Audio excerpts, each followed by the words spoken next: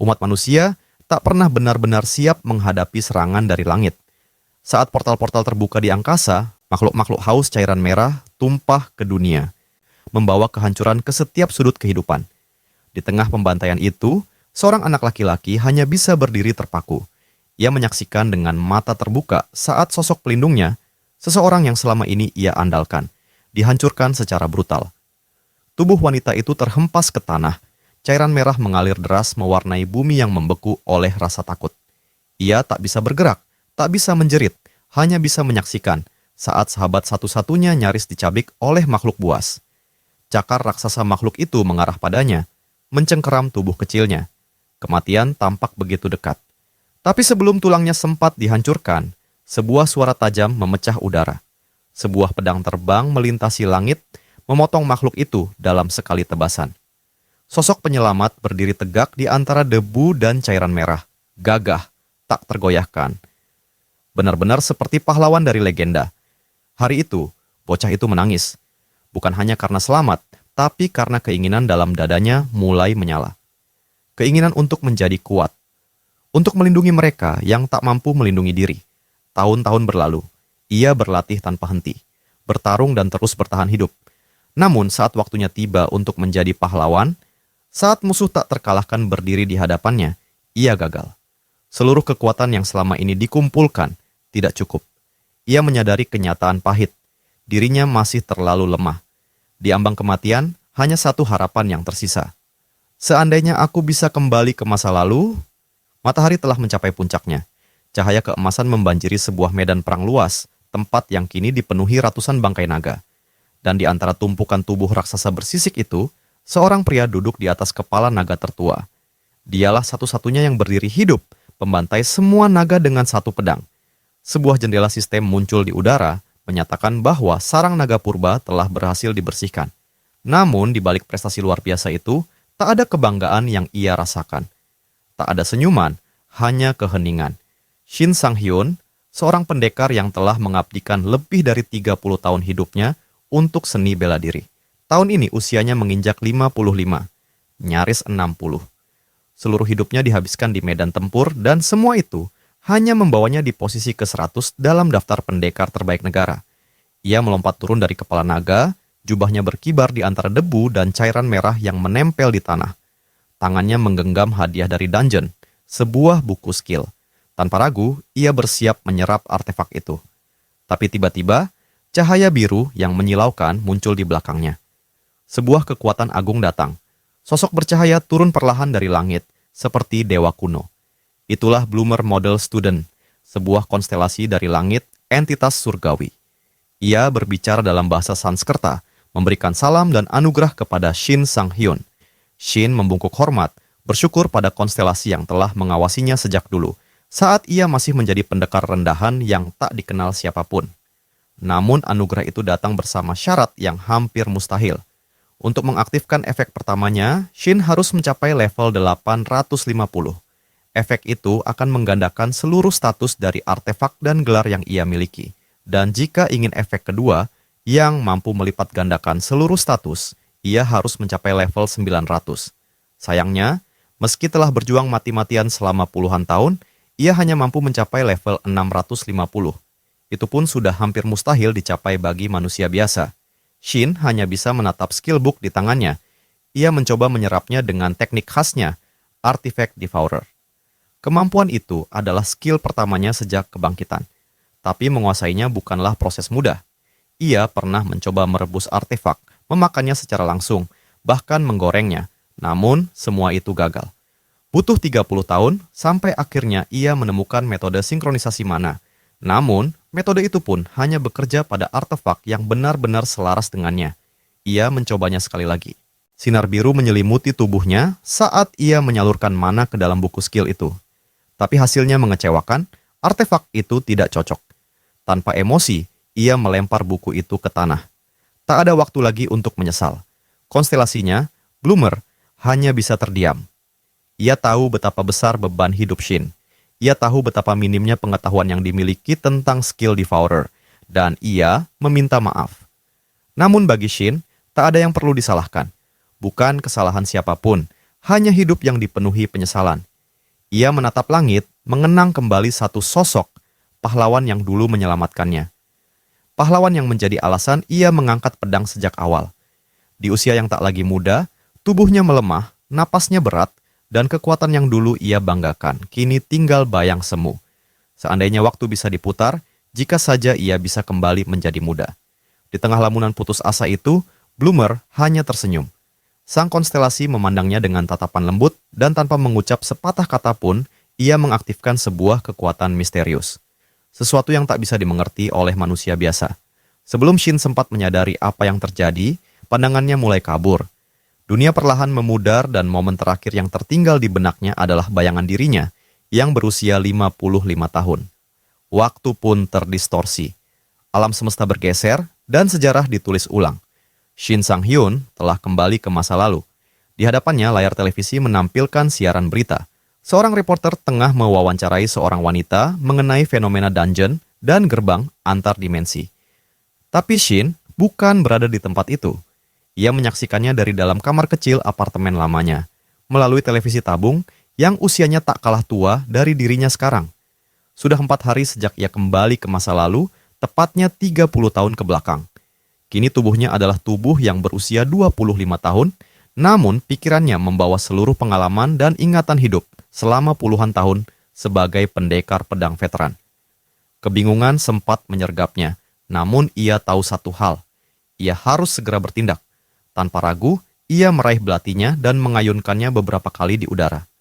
Senjata itu berkilau redup, terbuat dari logam kelas rendah, senjata level perunggu dengan nama Venomoth. Tapi di balik wujud kasarnya, Shin tahu betul potensi tersembunyi dari senjata itu. Ia mengaktifkan skill miliknya, Devourer. Sebuah proses yang akan menyerap kekuatan artefak ke dalam tubuhnya. Karena senjata itu memiliki peringkat rendah, tingkat penyerapan yang diperoleh hanya 10%. Tapi bukan itu tujuan utamanya. Senjata itu menyimpan skill tersembunyi yang tak bisa didapatkan dengan cara biasa. Tubuhnya tertarik ke sebuah dimensi asing, celah alam bawah sadar.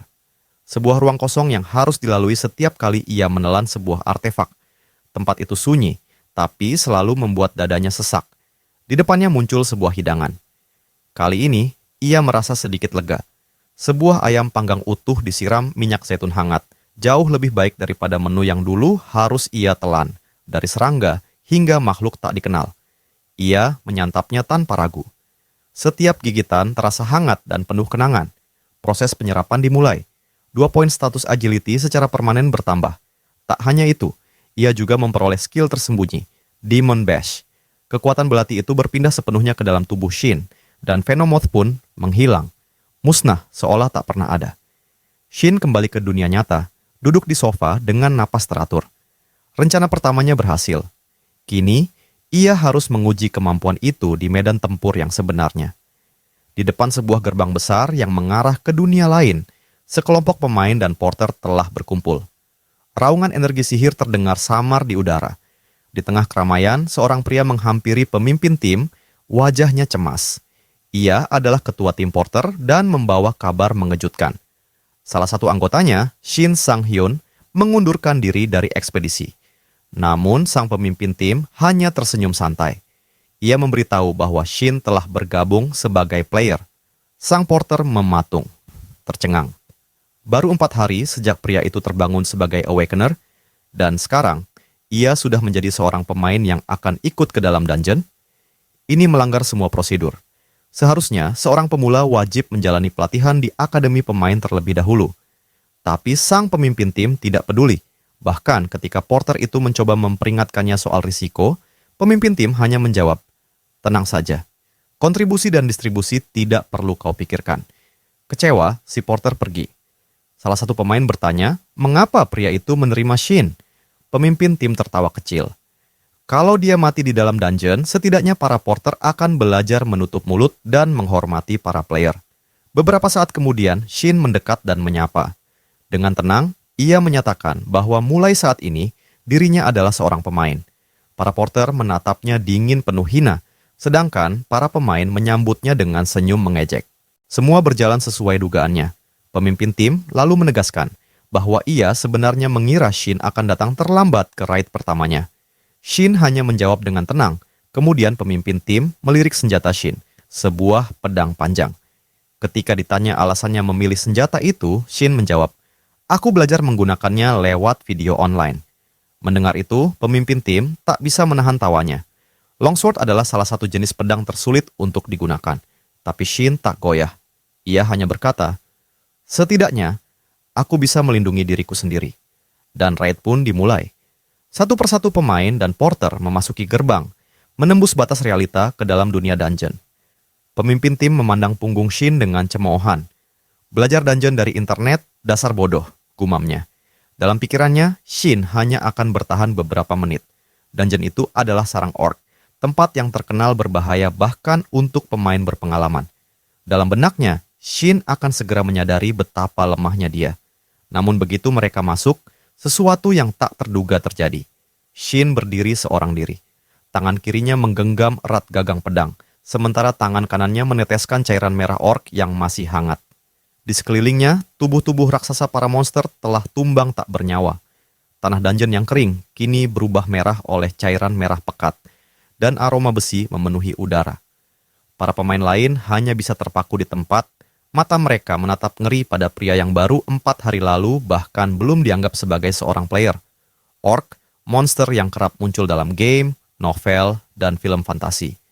Karena terlalu sering ditampilkan sebagai musuh awal, banyak yang menganggap mereka lemah. Hanya batu loncatan menuju tantangan yang lebih besar seperti naga atau iblis. Mereka dikenal sebagai makhluk kasar yang hanya mengandalkan kekuatan fisik tanpa taktik, tanpa siasat.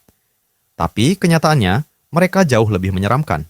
Dengan tinggi rata-rata 250 cm dan bobot mencapai 180 kg, kekuatan murni orc tak bisa diremehkan. Mereka adalah ujian nyata bagi setiap pemain baru. Tak heran jika mereka mendapat julukan The Wall of Newbies, tembok kematian yang menghadang setiap pendatang baru yang sombong atau ceroboh. Beberapa saat sebelumnya, sebelum pertempuran itu pecah, tim pemain bergerak hati-hati menyusuri koridor sempit dungeon. Aura sihir dan hawa monster menekan dada mereka, dan setiap langkah disertai kewaspadaan tinggi. Salah satu pemain menoleh ke arah Shin, memperingatkan dengan dingin bahwa dalam dunia ini tidak ada belas kasihan bagi pemula. Ia tak akan mendapat perlakuan istimewa. Jika dia mati, itu salahnya sendiri. Pemimpin porter pun tampak kesal. Baginya, Shin terlalu cepat naik kasta. Belum genap seminggu terbangun sebagai Awakener, namun sudah berani menyebut dirinya seorang pemain. Baginya, ini adalah bentuk arogansi. Namun Shin hanya tersenyum, tenang, dan sabar. Ia tak menanggapi hinaan, hanya berkata bahwa ia akan melakukan yang terbaik demi tim. Tapi niat baiknya tidak diterima dengan ramah. "Usaha tidak berarti jika kau tidak bisa membuktikannya lewat tindakan," bentak si pemain tadi.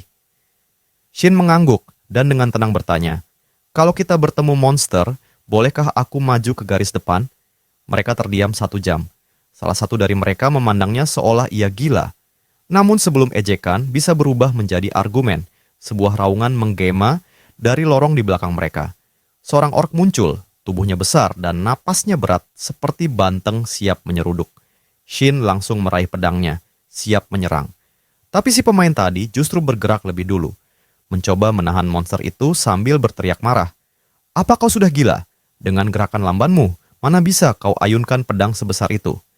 Shin tetap tenang. "Tak perlu khawatir," jawabnya. Namun perdebatan mereka malah memberi celah bagi sang orc. Monster itu mengangkat kapaknya dan mengayun dengan kekuatan penuh, mengarah langsung ke tubuh si pemain. Wajahnya pucat. Dalam sepersekian detik, ia menyadari bahwa ia tidak akan sempat menghindar. Kematian tinggal 1 detik lagi, tapi perisai besar menghantam dari samping. Pemimpin tim menyeruduk masuk, memblokir serangan itu dengan kekuatan penuh, lalu menangkis serangan orc hingga tubuh monster itu terguling mundur. "Berhenti bertengkar, fokus pada musuh," teriaknya. Pemain lain langsung memuji refleks sang pemimpin, dan ia pun mengambil komando. "Tinggal di belakangku, aku akan mengurus orc ini." Sesuai reputasinya, orc itu menyerang secara frontal, menerjang lurus tanpa ragu. Pemimpin tim mengangkat perisainya, menahan gempuran, lalu membalas dengan tebasan ke arah dada. Pedangnya menghantam keras, cairan hijau menyembur, tapi orc itu tersenyum. Ia masih hidup. Dengan cepat, ia mengayunkan kembali kapaknya ke arah sang pemimpin, yang nyaris tak sempat menghindar. Serangan itu lewat tipis di depan wajahnya. Shin mengamati dari kejauhan. Meski sang pemimpin adalah yang terkuat di kelompok ini, dia hanyalah pemain level 50. Bahkan ia kesulitan untuk memberikan serangan kritikal pada orc tunggal. Pertarungan berlangsung sengit. Akhirnya, sang pemimpin mengerahkan seluruh kekuatannya untuk satu serangan penentu. Pedangnya menembus dada orc, menghantam langsung ke jantung. Tubuh raksasa itu terguncang dan jatuh. Monster itu tewas. Para pemain bersorak kecil terkesima oleh kemenangan pemimpin mereka. Tapi kegembiraan itu tak bertahan lama. Sebuah suara menggelegar dari dalam dungeon. Tanah bergetar dan hawa mematikan mulai merembes keluar dari lorong tergelap. Dari balik kegelapan, 6 orcs lainnya muncul. Namun mereka bukan orc biasa.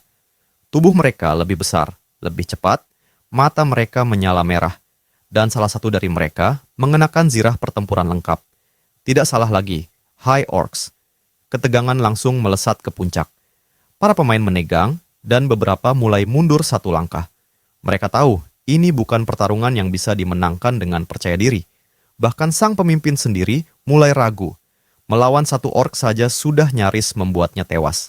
Tapi kini, 6 High Orcs dan satu di antaranya mungkin seorang komandan.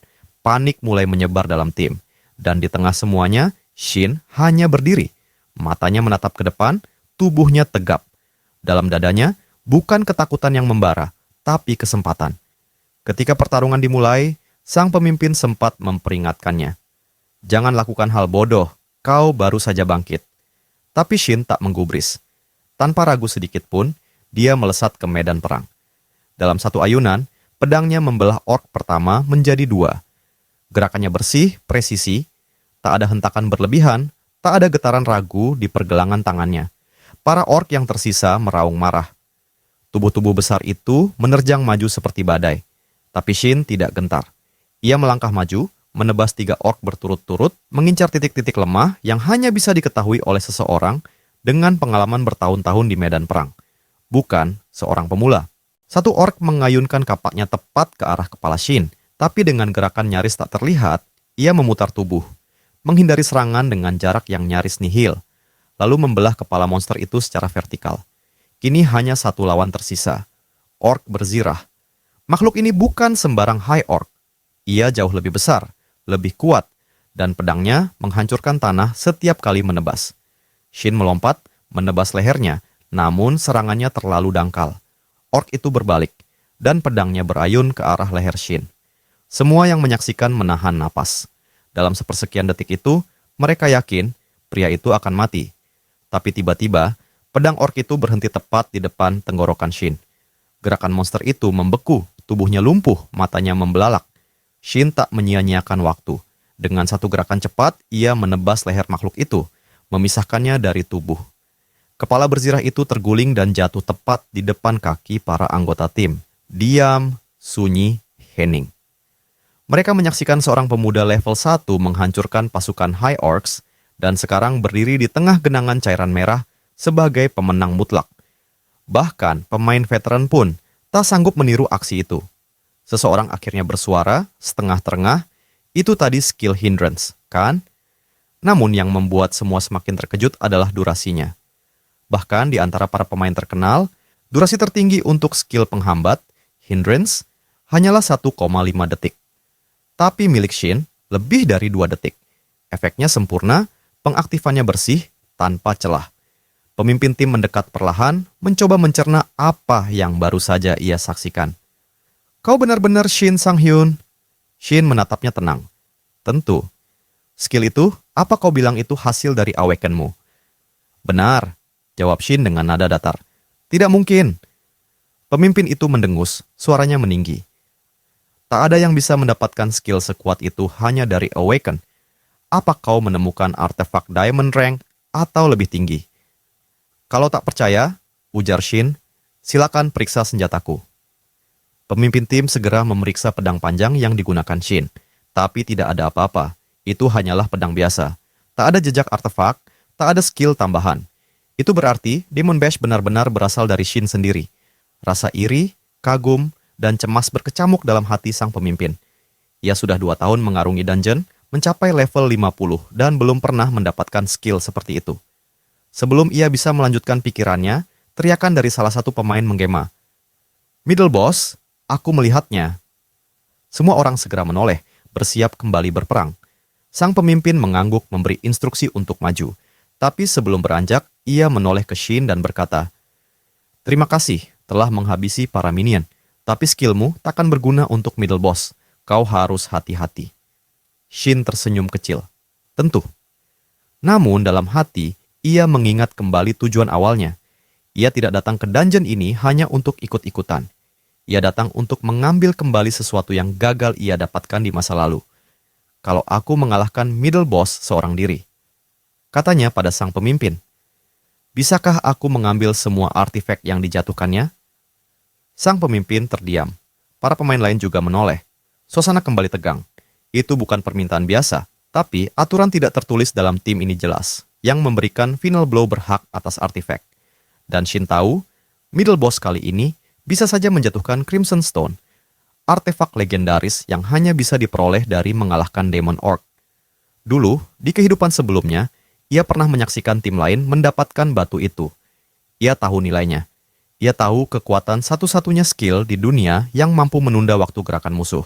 Dan sekarang, ia akan memilikinya. Sang pemimpin masih belum menjawab.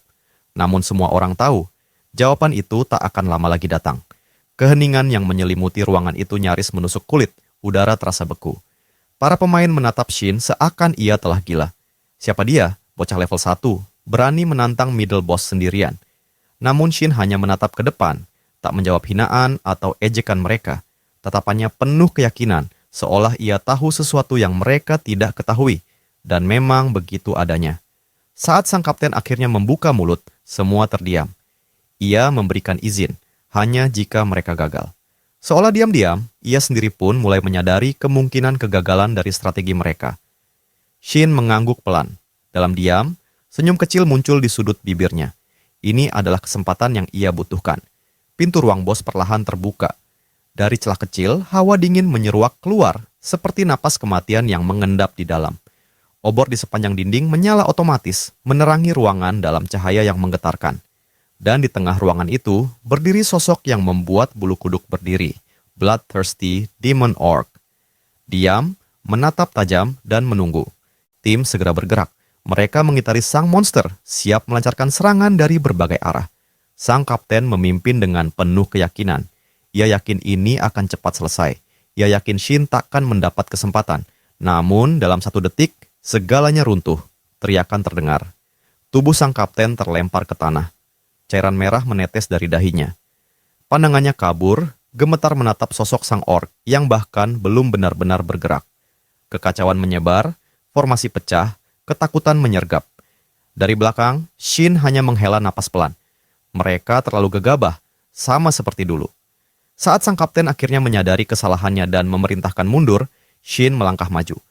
Kali ini adalah gilirannya. Dengan langkah pasti, ia berjalan melewati rekan-rekan yang mundur, melewati cairan merah yang masih hangat, menuju pusat ruangan. Kapten menatapnya dengan lelah, namun masih memberi peringatan. Jika Shin mati, tak ada yang akan bertanggung jawab. Shin hanya menoleh sebentar, senyum tipis muncul di wajahnya.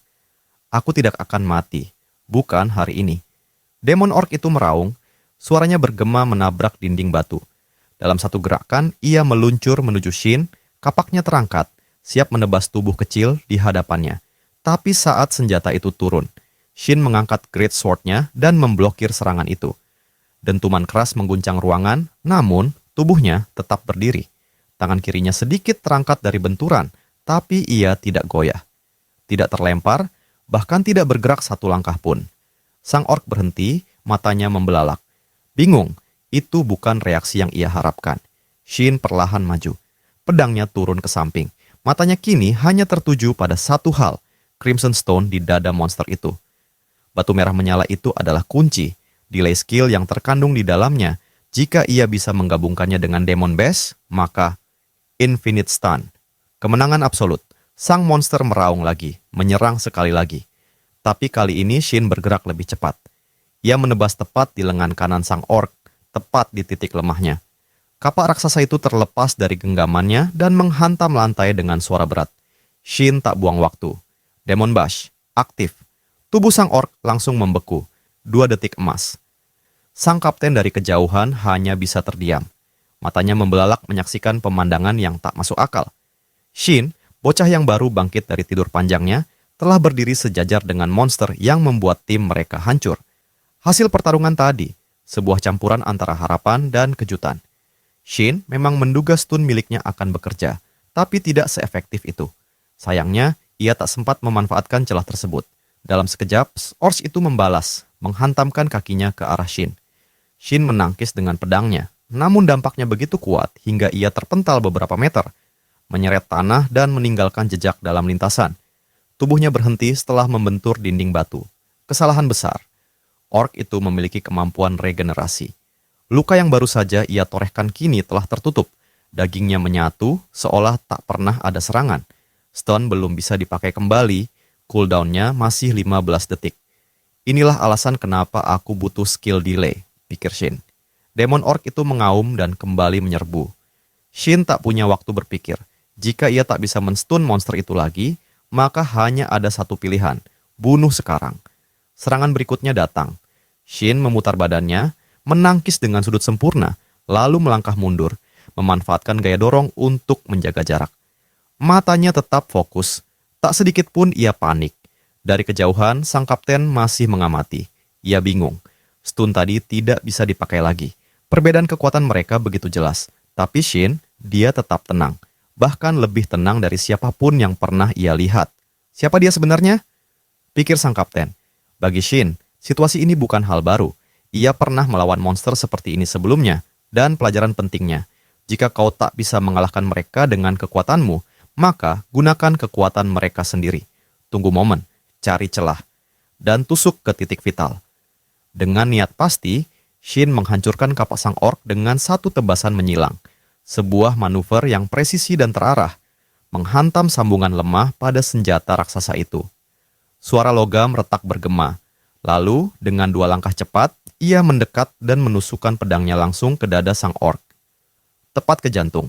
Monster itu menggeram, tubuhnya bergetar, lalu jatuh dengan suara berat, bergema di seluruh ruangan. Kamu naik 2 level dan mendapatkan titel baru, Demon Hunter dengan rank E. Gema notifikasi terdengar di benaknya, namun Shin tidak menunjukkan ekspresi apapun. Ini adalah langkah berikutnya. Ia telah siap. Para pemain lain akhirnya mendekat. Tatapan mereka kosong, tercengang, tidak percaya pada apa yang baru saja mereka lihat.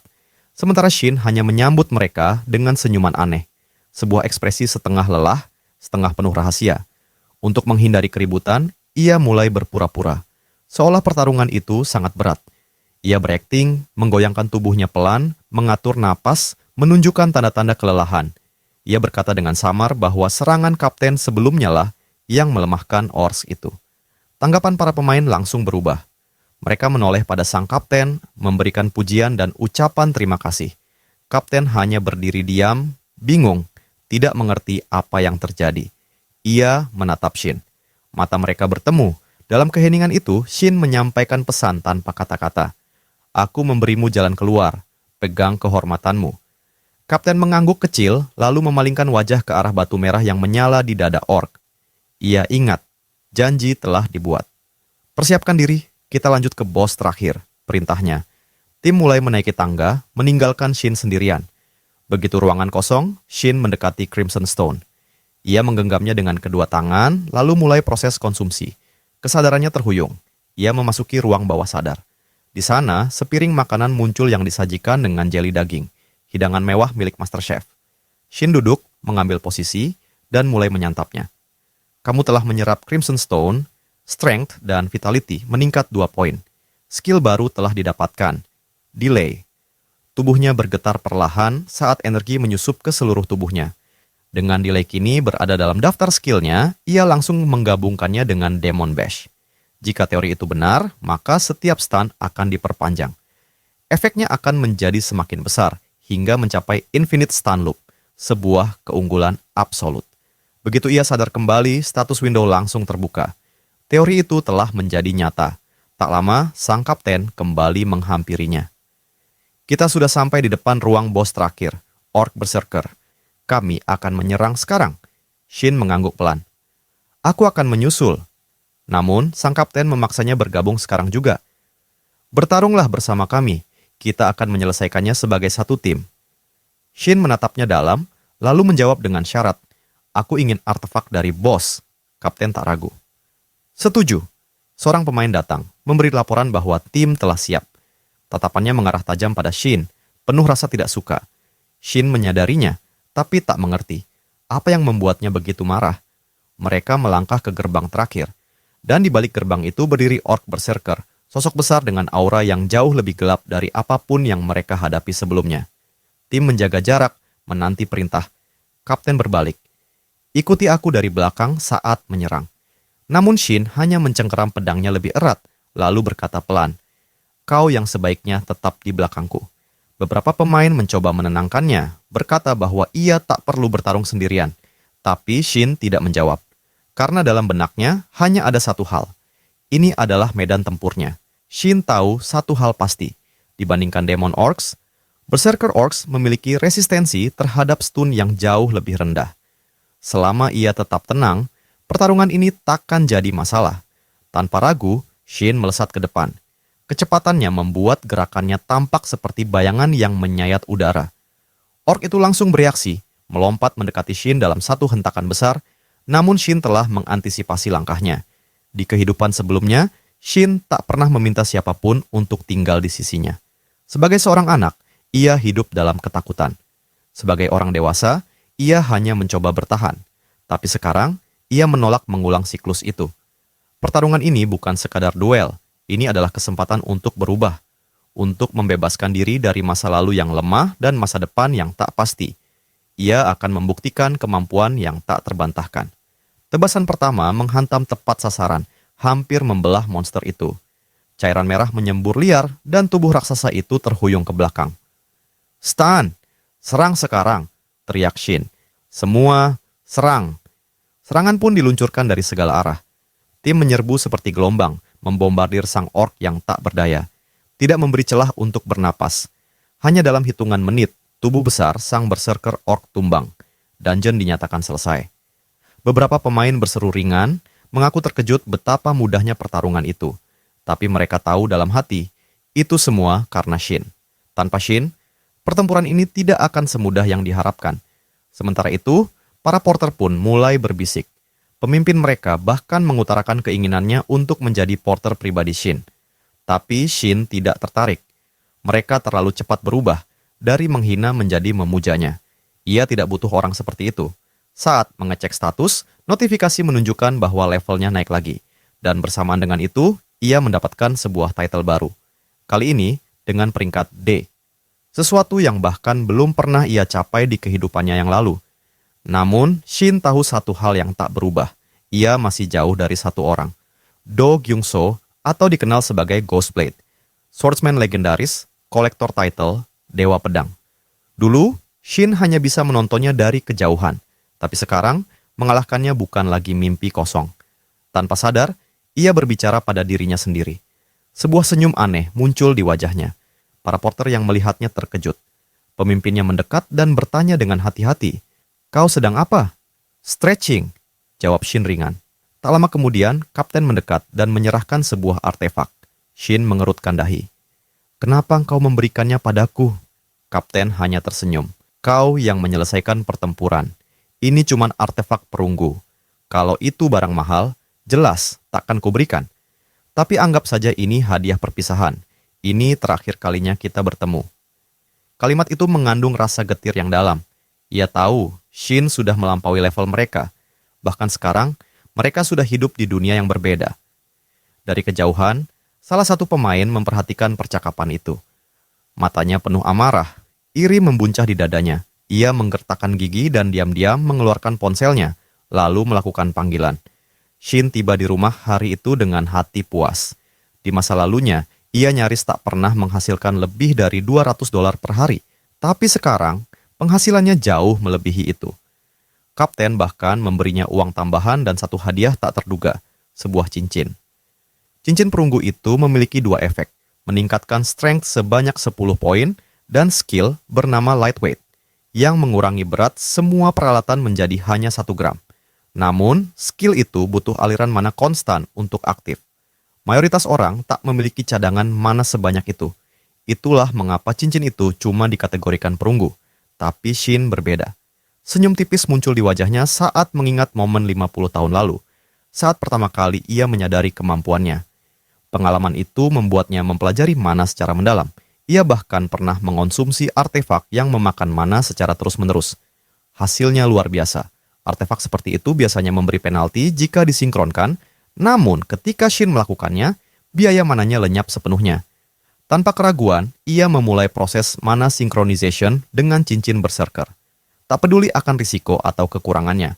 Bagi Shin, semakin banyak skill yang ia miliki, semakin kuat dirinya. Sementara itu, di sebuah klub eksklusif tersembunyi di antara kalangan elit, pemain yang iri pada Shin duduk dengan seorang pria berpengaruh. Ia menjelaskan soal skill stun 4 detik milik Shin. Tapi, lawan bicaranya tidak peduli. Ia lalu menyebut bahwa Shin mungkin membawa artefak dan kemungkinan dia seorang yang kaya raya. Seketika, seorang pria mencabut pedangnya dan menebas telinga si pembicara. Jeritan nyaring menggema. Cairan merah memercik ke lantai. Tanpa ekspresi, si penyerang menuangkan alkohol ke luka yang terbuka. Rasa perihnya meledak hingga ke otak. Tatapan dingin menyusul. Kau pikir kami peduli soal dendammu? Pria itu mengingatkan, mereka bukan pelayan pribadi. Jika ia benar-benar menginginkan balas dendam, maka ia harus menyiapkan sesuatu yang lebih berharga, uang tunai. Sementara itu, Shin tiba di tempat pelatihan. Ia duduk di anak tangga, tubuhnya terasa berat dan kelelahan. Pikirannya melayang ke penemuan tak terduga, semangkuk sup mentimun dingin yang entah bagaimana muncul dari cincin berserker dan membuat perutnya merasa tidak enak. Ia mengangkat pedangnya, lalu melemparkannya ke udara. Senjata itu melayang seperti bulu sebelum kembali jatuh ke tangannya. Ringan, seolah bobotnya lenyap sepenuhnya. Biaya mana untuk menggunakan skill pun ikut menghilang. Namun, ada satu hal lagi. Penalti dari cincin itu mengurangi setengah dari efeknya, dan semua artefak milik Shen sekarang diatur menjadi 100 gram. Untuk saat ini, ia memilih bergantung pada Great Sword miliknya hingga status fisiknya meningkat. Membuka jendela status, ia memeriksa dengan cermat. Tanpa ragu, semua poin status yang tersedia, ia alokasikan ke satu hal, luck. Ia tahu, keberuntungan sangat penting untuk menarik perhatian konstelasi. Dalam sistem ini, seorang pemain hanya bisa membuat kontrak dengan satu konstelasi. Itu artinya, ia tak bisa sembarangan memilih. Idealnya, konstelasi yang datang harus cocok dengan atribut terkuatnya, luck. Ia bangkit dari tangga, sadar betul akan keterbatasannya. Karena belum memenuhi syarat minimum untuk menarik konstelasi, jalan satu-satunya adalah latihan.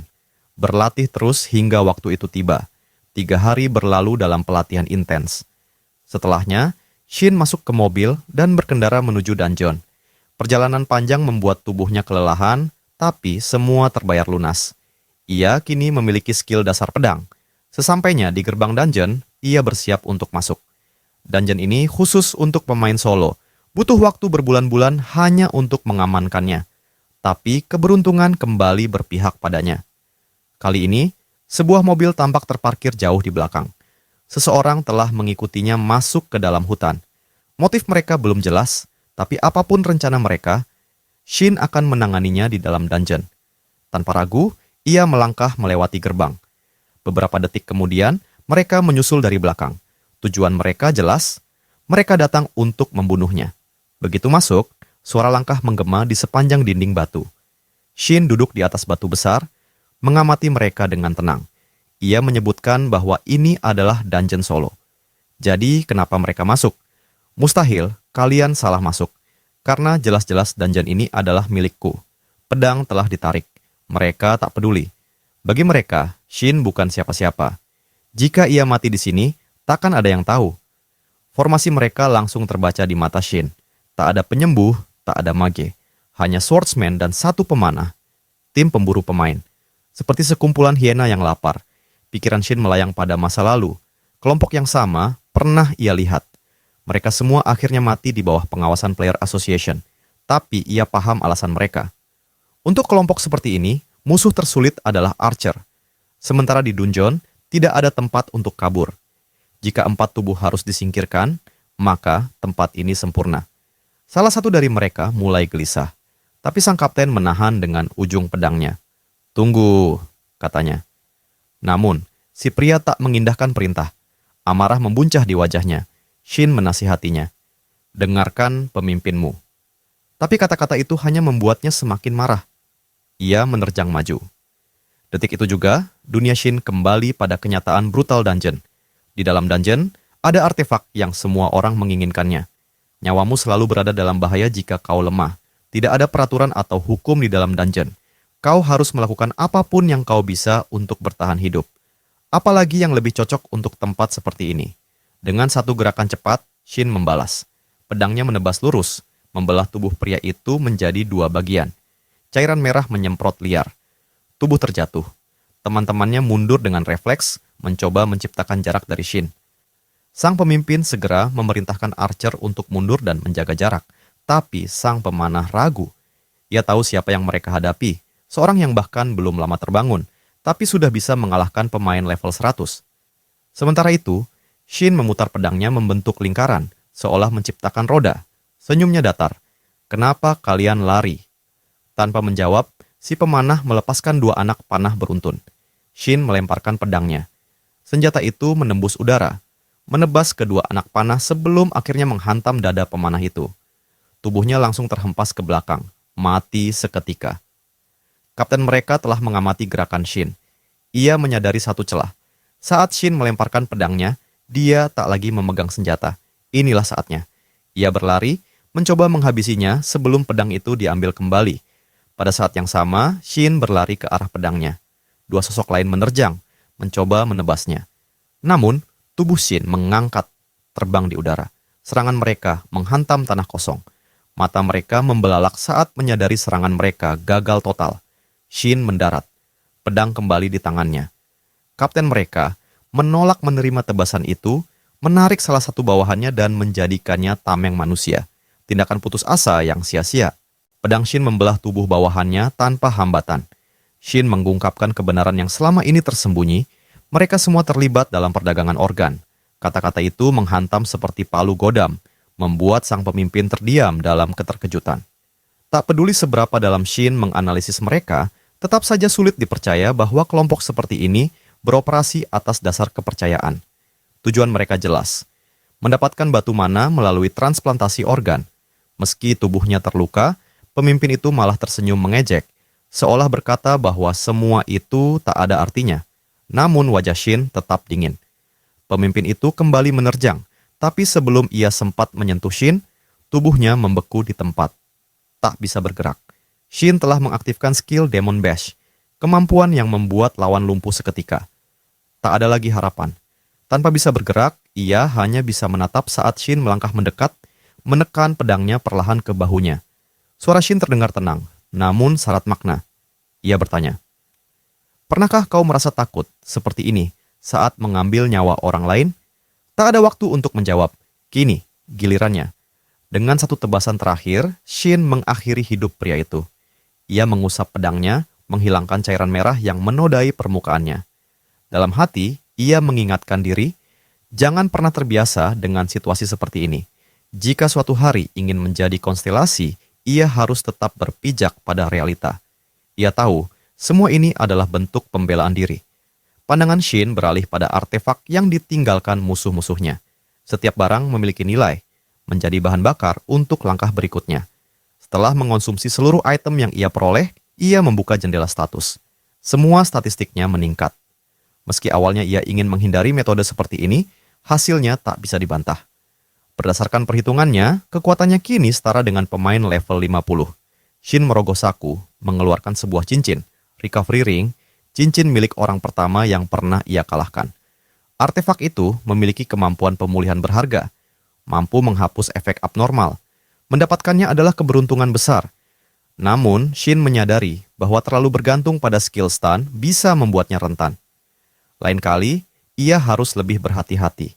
Tanpa ragu, ia menelan cincin itu. Di dalam dungeon para goblin, keempat goblin bergerak bersama menuju suatu tempat. Salah satu dari mereka tiba-tiba berhenti. Telinganya menangkap suara asing. Ia menoleh dan melihat sosok Shin berdiri di belakang mereka. Pedang di tangan, matanya tertutup, namun tubuhnya memancarkan kepercayaan diri mutlak. Ia tengah memburu sebuah title baru. Syaratnya? Membunuh 500 monster sambil mengenakan penutup mata. Para goblin mulai bergumam, tak mengerti apa yang dilakukan manusia ini. Salah satu dari mereka menyeringai. Menurutnya, ini kesempatan emas untuk menjatuhkan mangsa muda. Namun Shin sudah mulai membaca mereka. Aroma mereka menggantung di udara. Pergerakan angin yang sedikit berubah, getaran lembut di tanah.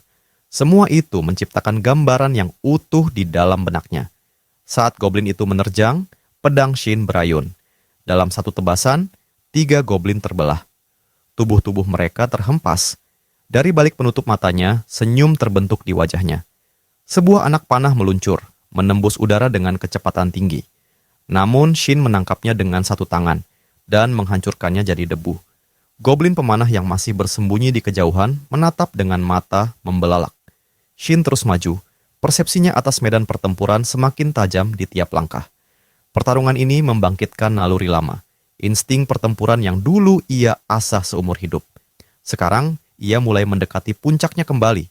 Goblins lain berdatangan, jumlah mereka bertambah.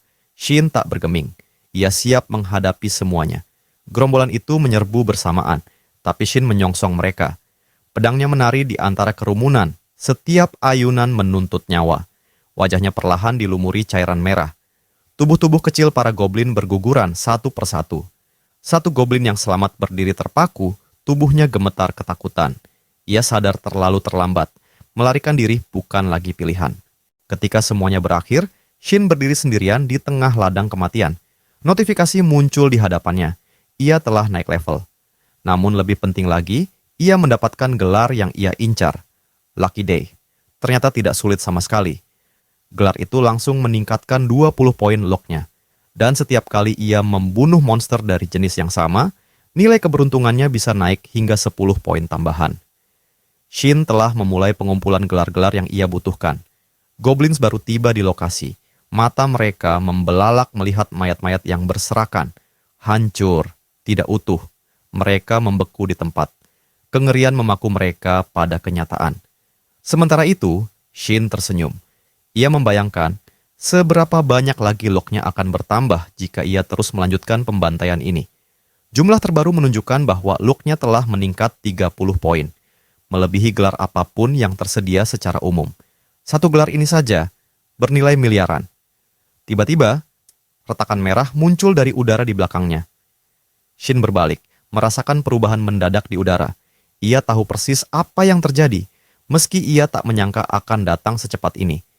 3 konstelasi telah turun, masing-masing datang untuk membuat kontrak dengannya.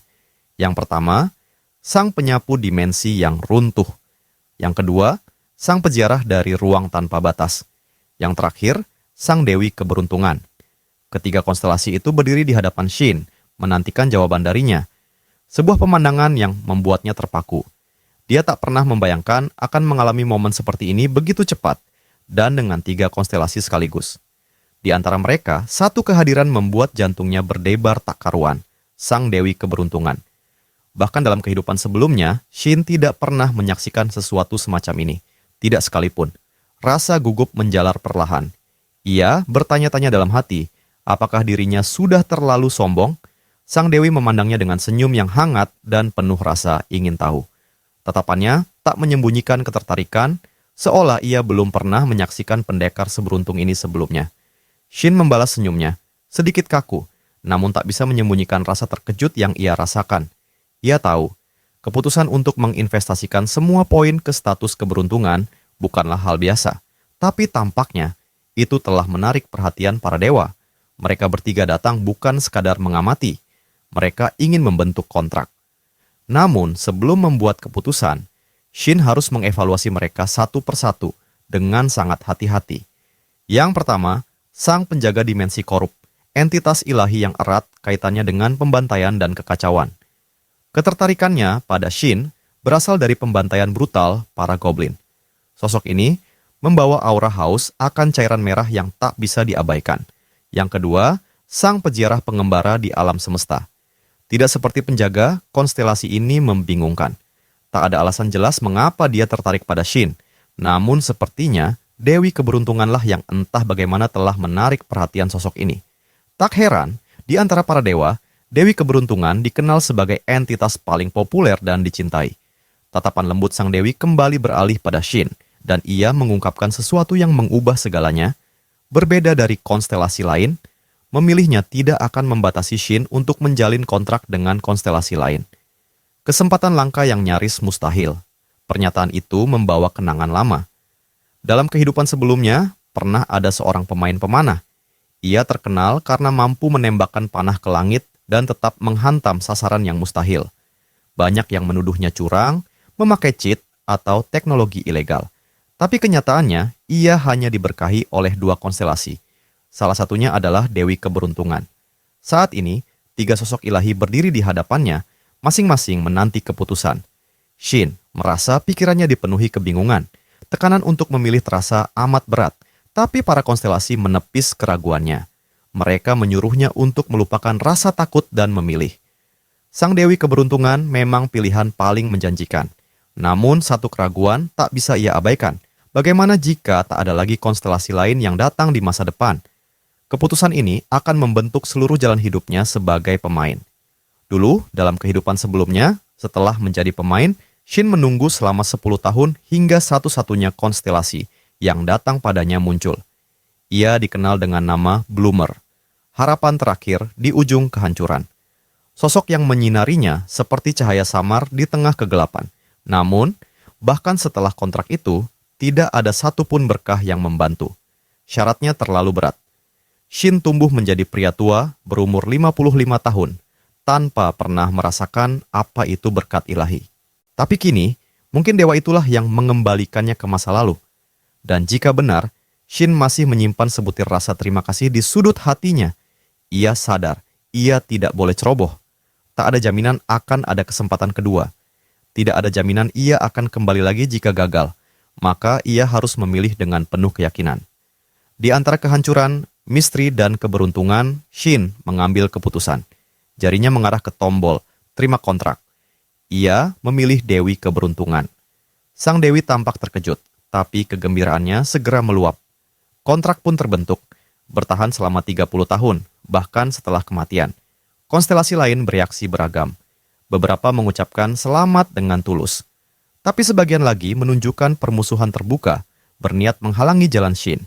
Ia tidak menyangka akan menarik perhatian sebesar ini, namun keputusannya sudah bulat. Shin mengulurkan tangan. Kini, mereka harus saling mendukung. Dengan lembut, sang Dewi meletakkan tangannya di atas miliknya dan memberkati dirinya. Berkah pertama, setiap serangan akan menjadi pukulan kritikal. Berkah kedua, saat mendapatkan artefak dengan rank unik atau lebih tinggi, efek tersembunyi dari artefak tersebut akan dimunculkan dan diwariskan. Berkah ketiga, setiap monster boss yang ia kalahkan akan menjatuhkan artefak. Shin terdiam. Kekuatan yang diberikan terasa terlalu luar biasa, nyaris tak masuk akal. Namun berkah itu belum selesai. Berkah keempat, pertumbuhan keberuntungan meningkat drastis. Setiap 1 poin yang ia tanamkan ke status luck akan dihitung sebagai 2 poin. Efek ini juga berlaku untuk kemampuan Devourer of Artifacts miliknya. Shin memejamkan mata. Air matanya menggenang tanpa sadar. Ia tak mampu berkata-kata atas besarnya kekuatan yang kini berada di genggamannya. Namun saat ia membuka mata, sang Dewi menatapnya sekali lagi dan dengan senyum lembut mengingatkannya. Apa yang akan Shin lakukan pada penawaran kedua konstelasi lain? 2 konstelasi lainnya masih menunggu jawabannya. Shin meminta kedua dewa itu untuk pergi. Untuk saat ini, ia ingin fokus pada sang Dewi terlebih dahulu. 2 dewa itu terdiam, tak menyangka akan ditolak begitu saja. Salah satu konstelasi tidak menyembunyikan kemarahannya, memperingatkan jika mereka bertemu lagi, ia akan membunuh Shin. Sementara itu, sang Dewi berkata, dengan efek ini, tidak perlu serakah terlalu cepat. Kesempatan yang lebih baik akan datang nanti. Dengan keputusan itu, Shin akhirnya melangkah ke dalam ruang bos. Pertarungan dimulai. Sang Dewi mengamati dari kejauhan, tercengang oleh kekuatan Shin yang telah meningkat drastis berkat efek Devourer of Artifacts. Tapi kekuatan lawan pun sebanding. Lawannya kali ini adalah sang penguasa Goblin Serakah. Lord Goblin serakah. Shin melancarkan serangan, namun sang goblin menangkis dengan kapaknya. Balasan datang cepat. Serangan goblin itu berhasil menepis tebasan Shin dan langsung mengaktifkan skill miliknya, intimidasi. Shin bersiap menerima dampaknya. Skill itu tak seberbahaya paralisis, tapi memiliki efek mematikan yang perlahan. Mengikis semangat bertarung, berusaha menghancurkan tekadnya. Shin merespons dengan mengaktifkan recovery. Sang goblin menyerang lagi, tapi meleset. Skill pemulihan Shin membuatnya dapat pulih seketika, tak peduli seberapa kuat tekanan yang diterima. Serangan itu gagal melumpuhkannya. Kini dalam kondisi pulih penuh, Shin siap membalas. Goblin Lord itu menyaksikan dengan mata membelalak saat Shin kembali menyerang, melukai tubuh sang bos tanpa ragu. Shin mengaktifkan Demon Bash, membuat lawannya stun selama 2 detik. Ia langsung melanjutkan dengan serangan tanpa henti, lalu menggunakan skill delay. Men-stun bos itu sekali lagi. Sang goblin kebingungan, tak mengerti apa yang sedang terjadi. Ia tidak bisa bergerak, tubuhnya tak merespons. Shin terus menyerang, muncul di belakang, lalu muncul lagi di depan, sambil tersenyum. Kepanikan meliputi bos itu. Di saat itu juga, ia menyadari waktunya telah habis. Setelah pertarungan yang intens dan tanpa ampun, Shin akhirnya menghantamkan serangan terakhir. Tubuh sang goblin jatuh terkapar di hadapannya, tak bernyawa. Cairan merah membasahi seluruh pakaian Shin. Wajahnya juga dipenuhi bekas pertarungan brutal itu. Saat tubuh greedy Goblin Lord menyentuh tanah, sistem mengumumkan bahwa dungeon telah resmi diselesaikan. Shin menarik napas panjang, mencoba menenangkan pikirannya, tapi tubuhnya sudah mencapai batas. Ia terlihat sangat kelelahan. Meski kelelahan, ia menerima sebuah gelar baru. Don't touch me. Gelar itu memberikan tambahan pada stats luck dan evasion-nya. Rasa lelah masih membebaninya, tapi setidaknya ia merasa lega. Ia masih muda, dan ia berhasil melewati hari yang luar biasa berat. Sang Dewi Keberuntungan muncul di hadapannya, mengomentari betapa beruntungnya Shin bisa selamat. Namun Shin berpikir kebanyakan orang akan menyebut itu sebagai hasil keterampilan, bukan keberuntungan. Sang Dewi bersikukuh. Baginya, keberuntungan adalah bentuk lain dari keterampilan. Ia mengungkapkan betapa senangnya bisa mendukung pemain seberuntung dirinya. Shin mengabaikan kata-katanya dan langsung fokus mendistribusikan poin status yang baru ia dapatkan. Tanpa ragu, ia memasukkan semuanya ke stat luck. Sang Dewi tampak kesal, tapi Shin tak menggubris reaksinya. Rasa puas menyelimuti dirinya saat stat luck-nya mencapai angka 100. Begitu melewati batas itu, semua efek yang berkaitan dengan luck meningkat 10%. Mereka pun mengalihkan perhatian pada loot dari greedy Goblin Lord. Berkat peningkatan luck, drop rate artifact meningkat lebih tinggi lagi. Di antara hadiah yang didapat, ia memperoleh sebuah perisai, artifact rank silver. Item itu meningkatkan stat defense secara signifikan dan memiliki kemampuan spesial bernama Sacrifice. Meski Shin tidak terlalu memusingkan drop rate karena berkah Sang Dewi sudah menjamin artifact di tiap boss, ia tetap menghargai manfaat tambahan ini. Ia mengakui peran besar Sang Dewi dalam kemenangannya, menyampaikan rasa terima kasihnya, lalu meletakkan tangan pada perisai itu. Ia merenungkan potensinya. Dengan keberuntungan yang kini dimilikinya, serta efek dari kemampuan, ia percaya bisa meningkatkan rank artifact ini tanpa ragu. Ia memulai proses sinkronisasi dengan perisai tersebut. Sang Dewi memeluknya. Perasaan sayangnya begitu terasa. Shin memperhatikan sikap Dewi, menyadari bahwa ia jauh lebih ekspresif dan nyaman dibandingkan dewa sebelumnya yang pernah membuat kontrak dengannya. Beberapa waktu kemudian, Shin sampai di area quest berikutnya. Seorang wanita berdiri di depannya, tampak gelisah. Wanita itu langsung menolak saran Shin, meski sebelumnya mereka telah membahas ide yang sama. Reaksinya membuat Shin sedikit terkejut dan gugup. Ia bersikeras agar Shin mempertimbangkan ulang keputusannya, membuat Shin bertanya-tanya, apakah ia benar-benar telah menemukan solusi yang tepat? 2 jam sebelumnya, Shin tengah menyetir mobil, larut dalam pikiran. Kekhawatirannya tertuju pada perisai, lebih tepatnya pada fakta bahwa benda itu berasal dari goblin. Meski begitu, proses menyerap artifak tergolong sederhana, jadi ia memilih untuk menyingkirkan kecemasan itu untuk sementara. Namun mobilnya adalah masalah lain yang lebih mendesak. Kendaraan itu sudah jelas mencapai batas akhir. Kondisinya memprihatinkan. Saat ia melirik panel kontrol, keadaannya bahkan lebih buruk dari yang ia kira. Tangki bahan bakar kosong. baterai mati, suhu mesin melonjak mengindikasikan overheat. Kesadaran itu mengejutkannya.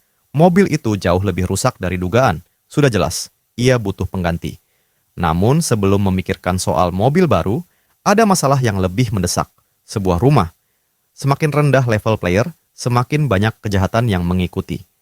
Pindah ke tempat dengan penjagaan tinggi seperti Player Town akan jadi lebih aman. Untuk bertahan, ia membutuhkan perlengkapan yang lebih baik, artifak yang lebih kuat, dan skill baru untuk memperkuat statusnya. Henning menyelimuti pikirannya hingga ia sampai pada satu kesimpulan pasti. Solusi dari semua masalahnya adalah uang. Jumlah uang yang besar adalah satu-satunya jalan untuk menjamin masa depannya. Dan saat itu, hanya ada satu tempat yang bisa memberinya kekayaan sebesar itu. Sistem yang dirancang untuk para pemain kini memperkenalkan quest dan ada sebuah organisasi yang mengelola quest tersebut, Asosiasi Pemain. Shin memutuskan untuk mengunjungi Asosiasi Pemain. Itu satu-satunya jalan menuju dana yang ia butuhkan. Kembali ke masa kini, pikirannya dipenuhi keraguan. Wanita di depannya sudah memperingatkan. Ia harus memasuki dungeon yang sesuai dengan levelnya. Dungeon level tinggi bukanlah pilihan saat ini. Shin mencoba meyakinkannya agar membiarkannya masuk dungeon. Tapi dengan level yang baru 17, permintaannya ditolak keras. Masuk ke dungeon level rendah dianggap hanya buang-buang waktu. Meski begitu, wanita itu gemetar dan menangis, takut akan keselamatannya. Ia tetap memohon agar Shin mengambil dungeon yang sesuai, tapi Shin tak menggubris. Ia teguh pada pendiriannya, tak mau mendengarkan siapapun. Saat ketegangan semakin memuncak, seorang wanita lain mendekat dari belakang, bertanya tentang apa yang sedang terjadi. Shin menoleh. Staf buru-buru meyakinkannya bahwa tidak ada masalah serius, tapi wanita itu bukan sembarang orang. Ia adalah Kim Miso, pemain peringkat A, pemanah penghancur. Shin langsung mengenalinya. Ia adalah pemain pertama yang mencapai level 100 dan mendapatkan gelar marksman. Kekuatan Kim Miso tak terbantahkan, tapi bukan hanya kekuatannya yang membuatnya menonjol. Ia adalah putri dari Kim Yon Cheol, Presiden Secret Biotechnics. Guildnya, Eden, dipenuhi oleh para pemain hebat. Di antara mereka ada Shin Taeri, asasin bayangan terbaik di kelasnya, dan Jo Jin Ho, pendekar pedang terhebat di negeri itu. Keduanya adalah inti dari Guild Eden, membuat guild itu salah satu yang paling ditakuti. Kim Miso lahir dengan segala kemewahan, pemilik privilege terbesar dalam sejarah para pemain. Tak heran jika ia langsung berada di puncak sejak awal. Kim Miso menatap Shin, lalu berkata bahwa ia belum pernah melihat Shin sebelumnya. Shin menjelaskan alasannya ingin masuk dungeon level tinggi, ia butuh uang. Orang-orang yang tadinya menyangka Kim Miso marah karena sikap Shin, kini mendengarkan pembicaraan mereka dengan penuh perhatian. Bisik-bisik mulai terdengar, menebak bagaimana reaksi Kim Miso selanjutnya. Kim Miso memperingatkan Shin tentang bahaya dungeon level tinggi, tapi Shin sudah tahu risiko apa yang menantinya. Shin telah terlahir kembali. Ia tahu betul apa yang akan dihadapinya. Jawabannya sederhana, risiko besar datang dengan imbalan besar. Tak ada dendam dalam suaranya, tak ada kemarahan dari masa lalu. Di kehidupan sebelumnya, ia pernah mencoba bergabung dengan tim Kim Miso, tapi ditolak. Namun, ia tak menyimpan rasa sakit hati. Namun, Kim Miso memberitahunya bahwa pemain solo dilarang masuk dungeon level tinggi sendirian. Barulah Shin mengingat tentang hal tersebut. Aturan itu baru akan dicabut 4 tahun lagi. Menerima situasi itu, Shin memutuskan untuk pergi. Ia mengakui kesalahannya karena tak tahu soal aturan tersebut. Namun, sebelum ia melangkah pergi, Kim Miso tersenyum dan memintanya berhenti. Shin menoleh dan mendapat tawaran tak terduga. Ia diundang untuk bergabung dalam tim Miso. Kejutan menyelimuti seluruh ruangan. Tatapan tak percaya berubah menjadi rasa iri, tapi Shin tetap waspada. Ia tak tahu apa sebenarnya yang diinginkan Kim Miso darinya. Ia menuntut kejelasan. Tapi Kim Miso hanya menjawab bahwa ia ingin membantu sesama pemain. Shin tak mudah percaya. Ia tahu, selalu ada syarat tersembunyi di balik kata-kata manis. Percakapan mereka berlanjut, sementara staf yang lain tak mengerti makna tersembunyi di balik dialog itu. Akhirnya, Kim Miso menyampaikan syaratnya. Shin hanya perlu membuat satu janji, jika Shin mengecewakannya, ia harus menanggung akibatnya. Tapi jika ia bisa membuktikan kekuatannya, maka Kim Miso sendiri akan meminta maaf. Shin mengamati raut wajahnya, dan akhirnya menyadari. Kim Miso hanya ingin mengujinya. Pengaruh Kim Miso jauh melebihi kekuatan bertarungnya. Bahkan pakaian yang ia kenakan pun bisa langsung menjadi tren. Ia memiliki kebiasaan untuk menguji para pemain yang terlihat terlalu percaya diri. Senyum tipis muncul di wajah Shin. Tanpa ragu, ia menyarankan agar mereka berangkat sekarang juga. Antusiasme membuncah dalam dirinya. Situasi ini jauh lebih menarik dari yang ia bayangkan. Sesaat sebelum Kim Miso sampai di asosiasi pemain, sopir pribadinya sempat mengucapkan semoga berhasil. Dan kini, semuanya berubah sejak ia turun dari mobil itu. Kim Miso menyuruhnya menunggu di tempat. Ia akan masuk ke dungeon terlebih dahulu karena semua anggota guildnya sedang sibuk. Kali ini, ia memutuskan membentuk party dari pemain acak dan mulai berbicara dengan staf.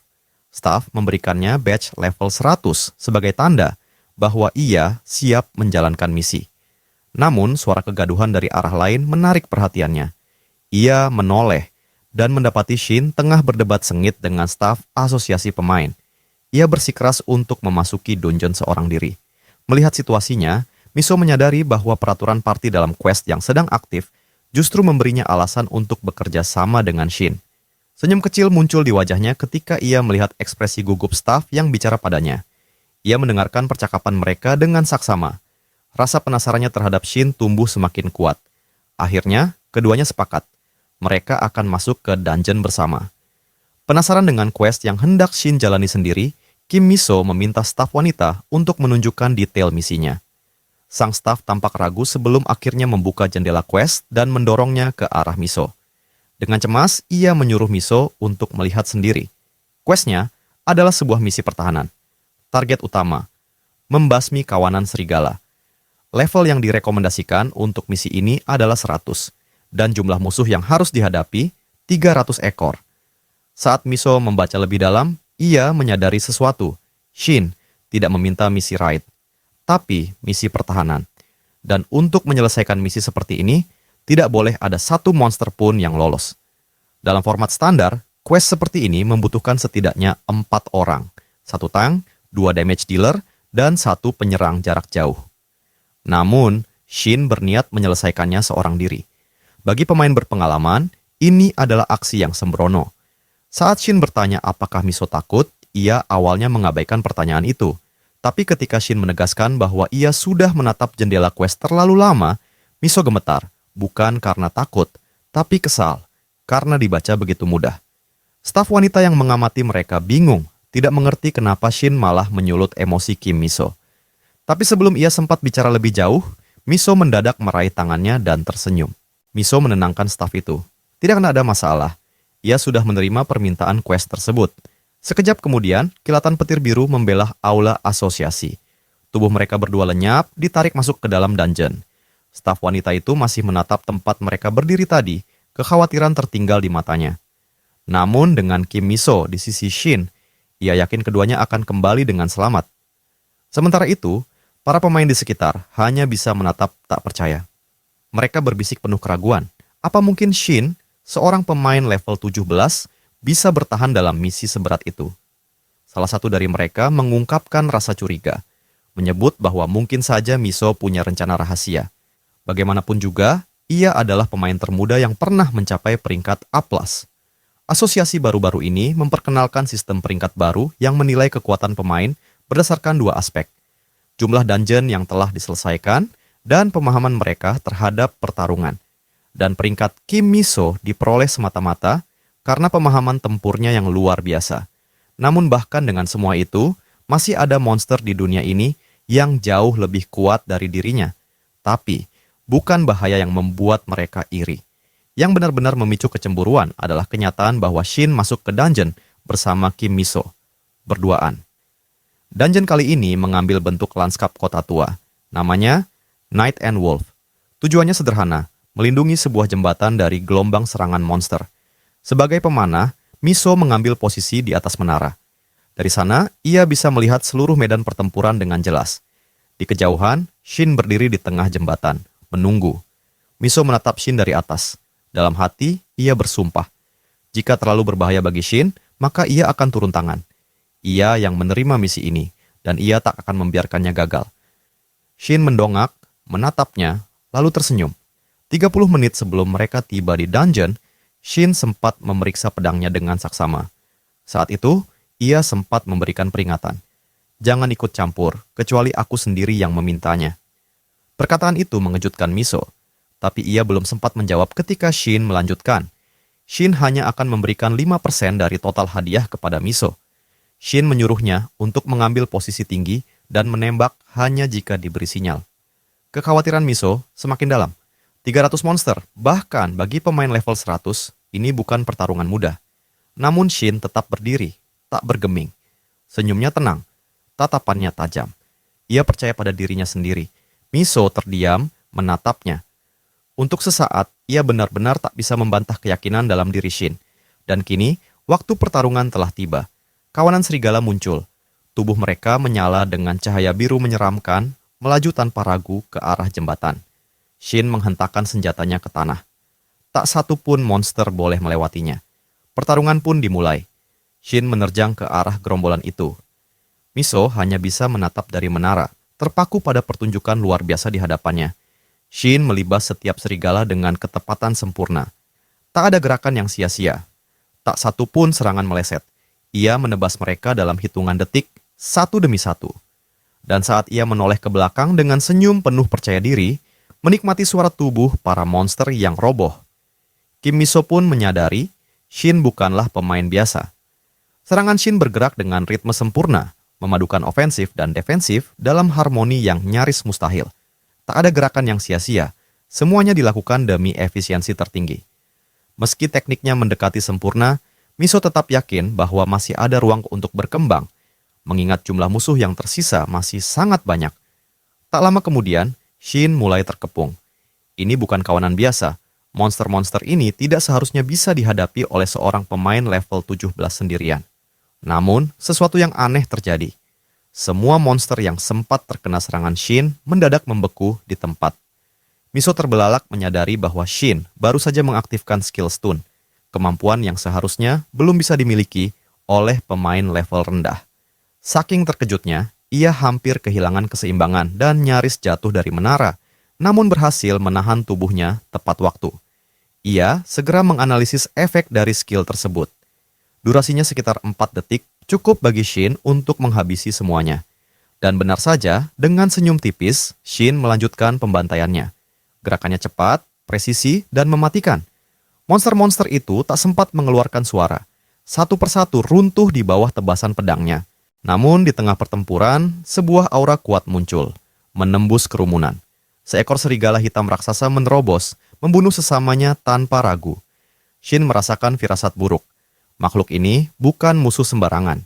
Miso juga terkejut saat bos monster itu melepaskan skill stun dengan efek yang luar biasa kuat hingga terasa sampai ke tempat tinggi, tempat ia berdiri. Namun berkat liontin artefak yang dikenakannya, efek tersebut tak mempengaruhinya. Ia segera ingat bahwa makhluk ini memang memiliki skill stun, namun ia hampir saja melupakannya. Dan kini, Shin berdiri tepat di hadapan monster itu. Miso bersiap menyerang, namun pemandangan di depannya membuatnya terpaku. Shin tidak terpengaruh sama sekali.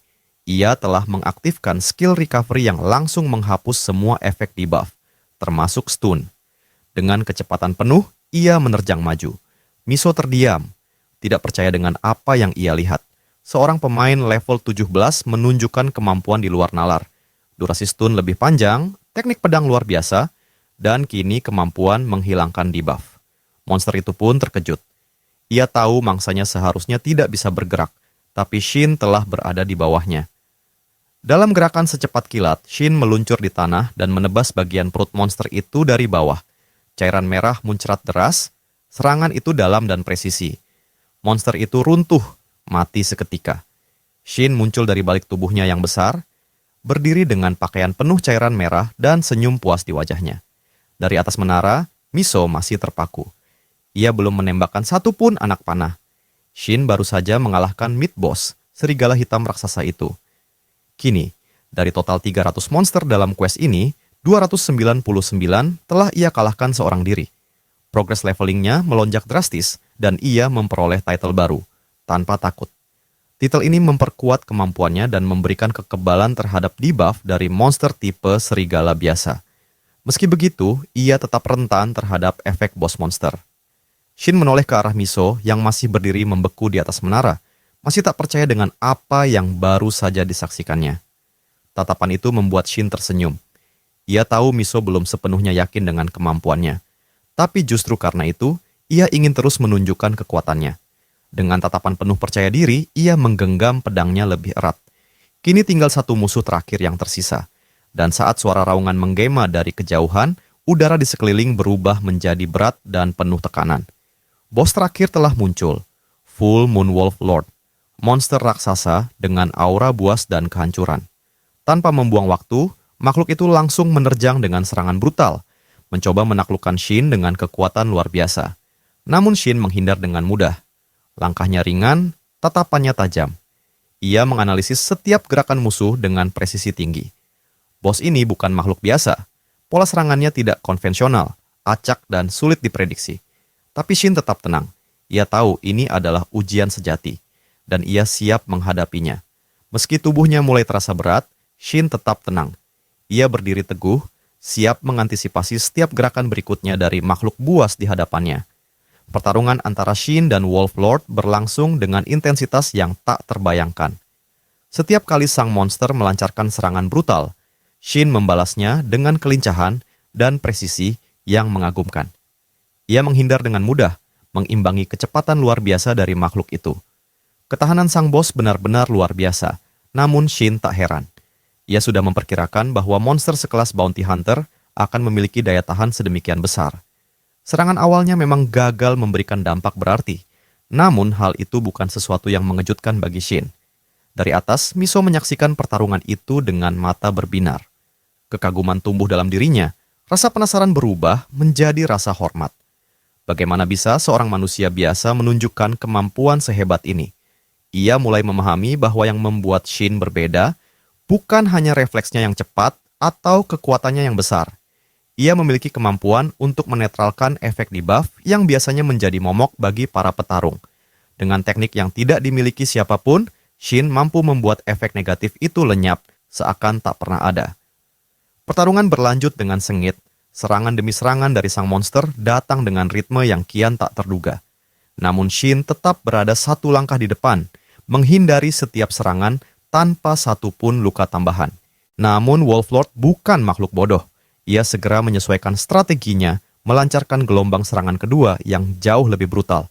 Serangan itu menguji batas kemampuan Shin, tapi ia masih mampu menangkis dan menghindar dengan akurasi sempurna. Melalui pertempuran yang berkepanjangan itu, Miso mulai memahami kedalaman keahlian Shin. Ia bukan hanya mengandalkan kekuatan atau refleks semata. Yang membuatnya unggul adalah kemampuannya membaca pola serangan musuh, terutama pola tidak beraturan yang seringkali menjadi penyebab kekalahan para pemain berpengalaman sekalipun. Shin mampu membaca pergerakan yang bahkan sulit diprediksi oleh sistem itu sendiri. Namun keunggulan itu tidak membuatnya kebal terhadap kelelahan. Pertarungan yang terlalu lama mulai menggerogoti stamina dan energinya. Nafasnya semakin berat, gerakannya tak secepat sebelumnya. Ia mulai merasakan bahwa situasi ini tak bisa terus berlanjut seperti ini.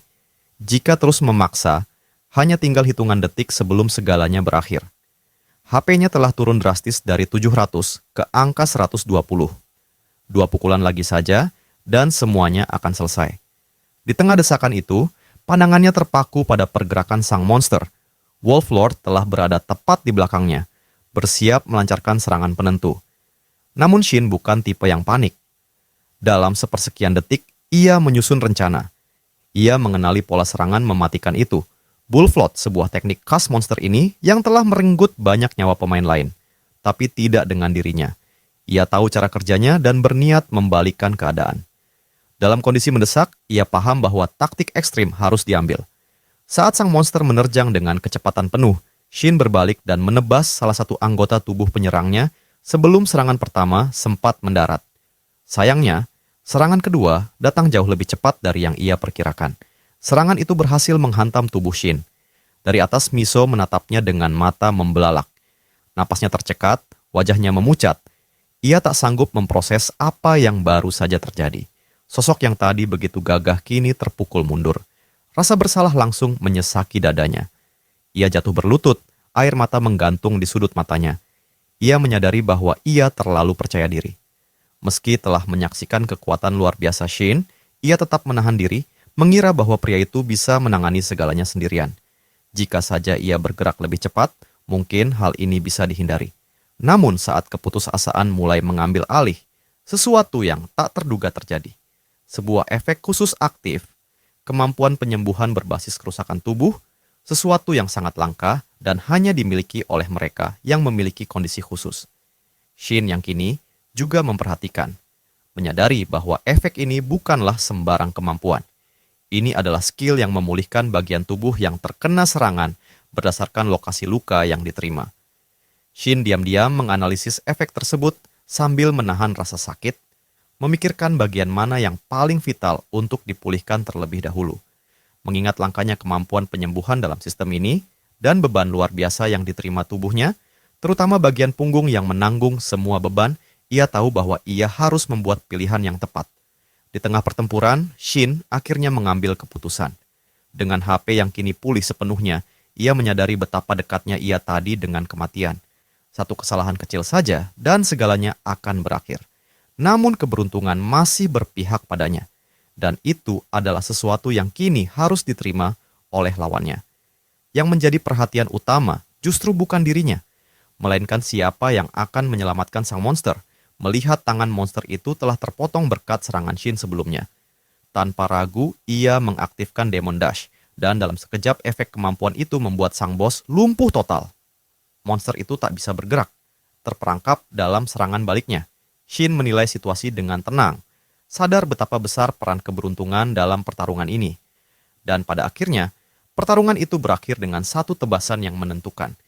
Monster itu tumbang tepat saat Miso tiba di sisinya. Melihat Shin berdiri di dewan tubuh monster yang telah kalah, Miso hanya bisa menatapnya dengan ekspresi tak percaya. Ia bertanya dengan nada kesal, kenapa Shin tidak memberitahunya bahwa ia memiliki kemampuan penyembuhan. Tak hanya itu, Miso juga penasaran.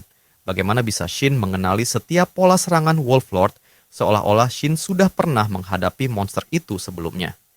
Ia bahkan sempat melontarkan lelucon, bertanya apakah Shin sedang menjalani hidup keduanya, karena tak masuk akal bila seorang pemain biasa bisa menghindari serangan yang sudah membuat ribuan orang gugur. Pertarungan telah berakhir, tapi pertanyaan-pertanyaan itu menggantung di udara, belum terjawab. Untuk saat ini, yang terpenting adalah kemenangan telah diraih. Miso masih tampak terpukau oleh apa yang baru saja ia saksikan. Ia mulai mempertanyakan bagaimana mungkin seorang seperti Shin mengetahui setiap detail tentang dungeon ini dan mengenali pola-pola serangan seakurat itu. Dalam pikirannya, ia membandingkan Shin dengan pemain peringkat tinggi. Seseorang yang memiliki pengalaman bertahun-tahun dalam merampungkan dungeon dengan efisiensi sempurna. Saat Shin mulai menenangkan diri setelah pertarungan, Miso bisa merasakan tekanan yang menyelimuti sekelilingnya meningkat secara signifikan.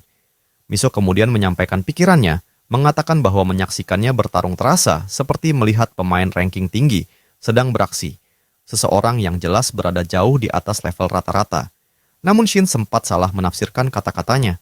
Ia mengira Miso hendak menyebutnya seorang regresor, seseorang yang kembali dari masa depan. Namun ia segera membuang pikiran itu, menyadari bahwa ia mungkin terlalu jauh dalam menebak-nebak. Lagi pula, apa gunanya terlalu serius memikirkan hal yang belum pasti?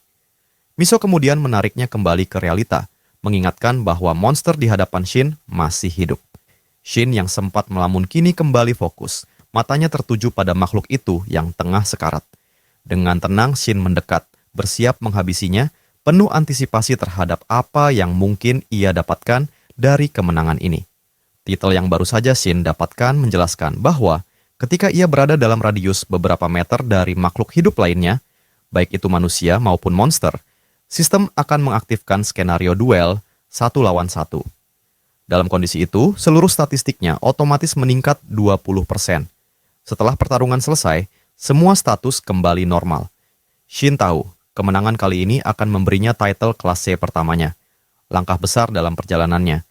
Mendengar itu, Miso hanya tersenyum dan berkata bahwa ia memang sudah menduga Shin akan menang. Shin pun bertanya, apakah Miso juga pernah menyelesaikan dungeon ini sendirian? Dan dengan percaya diri, Miso mengangguk. Namun sesaat kemudian, ekspresi Miso melunak. Ia mengaku bahwa dalam percobaannya dulu, Miso membawa banyak artefak pendukung, item langka yang sangat membantunya. Tanpa itu semua, ia sendiri belum tentu bisa bertahan. Shin tak menanggapi dengan rasa meremehkan. Sebaliknya, Shin mengatakan bahwa kemampuan untuk mengumpulkan dan menggunakan artefak dengan efektif adalah sebuah bentuk kekuatan juga, dan ia menghargai itu. Miso terdiam sejenak, lalu mengucapkan terima kasih, kali ini dengan lebih tulus. Pikiran Miso kembali melayang. Ia teringat bagaimana ia pernah menghabiskan 200 miliar won hanya untuk mendapatkan satu artefak yang cukup kuat demi menaklukkan dungeon ini. Namun pria di depannya baru saja menyelesaikan semuanya sendirian tanpa bantuan item langka, hanya menggunakan pedang biasa yang bahkan bisa ditemukan di pasar. Rasanya nyaris seperti penghinaan terhadap segala pengorbanan yang telah ia lakukan. Namun sekaligus membuktikan bahwa Shin bukan pemain biasa. Perbandingan itu tak masuk akal, tapi tak bisa ia abaikan. Tak ingin hanyut terlalu lama dalam pikirannya, Miso segera mengalihkan pembicaraan. Ia menyarankan untuk menggunakan kesempatan ini menguji efek baru dari kemampuan Shin. Namun saat ia mengucapkannya, Shin tampak kebingungan, tak benar-benar memahami maksudnya. Mendadak, gelar face-off miliknya aktif secara otomatis, tapi Shin langsung mematikannya kembali. Ia belum siap menggali sepenuhnya potensi kemampuan itu. Miso pun mulai beranjak pergi, mengatakan bahwa ia akan mengirim semua porternya untuk membantu mengangkut loot yang mereka dapatkan. Dengan begitu, mereka tidak perlu repot membawa semuanya sendiri. Shin mengucapkan terima kasih sambil melihat punggung Miso menjauh. Namun sebelum benar-benar pergi, gadis itu menyatakan bahwa ia akan memberinya bagian 5% dari hadiah yang mereka sepakati sebelumnya. Shin buru-buru menolak, merasa itu terlalu tidak adil. Tapi Miso bersikeras. Tak peduli apa yang Shin katakan, ia akan memastikan Shin mendapatkannya. Miso menyebutnya sebagai bentuk investasi, karena mereka akan sering bekerja sama di masa depan, dan peluang seperti ini tak akan berhenti datang. Setelah Miso benar-benar pergi, Shin terdiam sejenak. Ia merenung, menyadari betapa sulitnya bersikap tenang ketika berada di dekat gadis itu. Namun pikirannya segera terganggu oleh kilauan cahaya yang mencuri perhatiannya. Saat Shin berbalik, matanya menangkap bayangan harta rampasan di kejauhan. Di antara tumpukan loot, ada sebuah artefak platinum, item langka yang tergolong sebagai special equipment jenis aksesori. Saat dikenakan, artefak ini memberikan bonus besar, meningkatkan HP dan mana sebesar 100 poin masing-masing, dan yang lebih penting lagi, meningkatkan statistik keberuntungan pengguna. Bagi Shin, yang level luck-nya sudah mendekati batas maksimal, ini adalah hadiah yang jauh melebihi harapannya. Peningkatan dari artefak tersebut mendorong Shin semakin dekat ke batas kemampuan manusia. Ia memperoleh tambahan 50 poin statistik, sebuah lonjakan kekuatan yang membuatnya nyaris tak terkalahkan. Rasa bahagia meledak di dadanya saat ia resmi menyandang kepemilikan atas artefak peringkat platinum. Momen langka yang membuatnya menekan benda itu erat-erat ke dadanya dengan bangga. Ia mulai membayangkan nilainya di dunia luar, menyadari bahwa menjual item ini bisa dengan mudah memberinya miliaran won. Dengan kekayaan sebesar itu, ia akhirnya bisa membeli apartemen di pusat kota, tempat tinggal elit yang membuka akses ke artefak langka dan peluang yang lebih besar. Namun, sebelum ia terlalu jauh larut dalam khayalannya, sosok tak terduga muncul di hadapannya, sang Dewi Keberuntungan. Ia mengklaim bahwa pertemuan istimewa ini bukanlah kebetulan, melainkan hasil dari campur tangannya secara langsung. Perasaan misterius itu, katanya, adalah bentuk intervensi untuk membantunya sukses dalam hidup. Tapi Shin menolak dengan tegas. Ia menepis segala bentuk rasa terima kasih. Menurutnya, statistik luck-nya mencapai batas maksimal bukan karena bantuan dewa manapun, melainkan hasil dari usahanya sendiri, kerja keras, bukan takdir. Pernyataan itu membuat salah satu constellation being yang menyaksikan momen itu menjadi geram. Ia merasa perilaku Dewi Keberuntungan sangat tidak adil. Ketegangan pun meningkat hingga akhirnya memicu konfrontasi. Sebuah peristiwa dikenal dengan nama Rift Lifts terjadi. Dalam kejadian langka itu, konstelasi yang memprotes diturunkan dari posisinya, terlempar keluar karena konflik. Shin hanya menyaksikan dengan ekspresi datar. Ia sudah memperkirakan semua ini sejak awal. Tahu betul betapa populernya sang dewi di antara para konstelasi. Perhatiannya lalu kembali tertuju pada artefak platinum di tangannya. Shin bisa menyerap kemampuan artefak itu sebanyak 40%. Efek spesial artefak itu menjadikan dirinya nyaris tak terkalahkan ketika berhadapan dengan monster bertipe serigala atau anjing. Ketika bulan muncul di dalam dungeon HP Regeneration dan recovery speed meningkat sebanyak 5 kali, kekuatan baru itu memberinya kepercayaan diri yang jauh lebih besar dari sebelumnya. Tak lama, Shin meninggalkan dungeon. Di luar, kerumunan besar telah menantinya. Suasana riuh dipenuhi spekulasi. Bisik-bisik terdengar dari berbagai arah, mempertanyakan apakah benar Shin telah berhasil menaklukkan dungeon level 100 sendirian, padahal levelnya baru 17. Banyak yang tak percaya, tapi beberapa justru mendukung setelah mendengar pernyataan dari Kim Miso, sosok yang reputasinya tak perlu diragukan. Bahkan sang resepsionis pun tampak syok, terjebak di antara kekaguman dan rasa khawatir. Namun Kim Miso dengan tenang menenangkan mereka semua, mengatakan bahwa tak ada orang waras yang akan membiarkan pemain level 17 mencoba dungeon seberbahaya itu, kecuali mereka benar-benar yakin pada kemampuannya. Air mata mengalir di pipi sang resepsionis. Ia merasa bersalah atas semua prasangka dan kesalahpahaman yang terjadi sebelumnya. Kini, kebenaran terungkap. Shin hanya menunduk perlahan, mengakui rasa sakit dan beban yang dialami wanita itu, dan kini ia memahaminya lebih baik. Namun, momen tenang itu tak berlangsung lama. Satu persatu perekrut dari berbagai guild mulai mendekatinya, masing-masing berebut perhatian, menawarkan posisi, fasilitas, bahkan kontrak eksklusif. Shin kewalahan. Namun sebelum ia bisa memberikan respon apapun, Miso tiba-tiba muncul di antara kerumunan, menyibak barisan dengan wibawanya yang tak terbantahkan. Miso meminta maaf, lalu mengatakan bahwa ada urusan penting yang harus mereka bicarakan. Miso hanya melirik ke belakang untuk memberi isyarat. Shin langsung memahami maksudnya dan mengikutinya keluar, meninggalkan para perekrut dengan ekspresi kecewa dan penuh rasa penasaran. Di dalam mobil, Shin duduk di kursi penumpang sambil membuka ponselnya secara santai. Namun, ekspresinya berubah drastis saat melihat saldo rekeningnya. Matanya membelalak, 500 juta. Transfernya begitu cepat, ia tertegun sejenak, mengagumi bagaimana semua proses berjalan dengan efisien. Shin berkomentar soal sistem pembayaran, dan Miso hanya tersenyum kecil, mengatakan bahwa kecepatan itu bukan hanya karena porter peringkat A, tapi juga karena Miso sendiri turun tangan langsung untuk mempercepat segalanya. Shin kembali berterima kasih, dan Miso mengamatinya diam-diam, mencatat setiap ekspresi dan sikapnya. Setelah beberapa saat, ia memberi instruksi pada supirnya, aktifkan secret mode. Dalam sekejap, seluruh jendela menjadi buram total, membatasi pandangan dari luar dan menonaktifkan semua akses monitoring eksternal. Shin refleks menoleh, terkejut oleh perubahan drastis dalam suasana mobil. Perlahan, ia mulai menyadari ada alasan lain kenapa Miso begitu ngotot mengajaknya naik mobil hari ini. Suasana berubah tegang. Ia duduk lebih tegak, bersiap untuk mendengar tujuan sebenarnya. Tanpa basa-basi, Miso langsung mengutarakan niatnya. Ia ingin Shin bergabung ke dalam Guild Eden. Shin tak bisa menahan senyum tipis, menyindir gaya bicara Miso yang langsung ke inti permasalahan. Namun Miso tak gentar, ia menjelaskan makna di balik nama Eden, sebuah simbolisasi surga bagi para pemain, tempat di mana kesempatan dan kekuatan bertemu.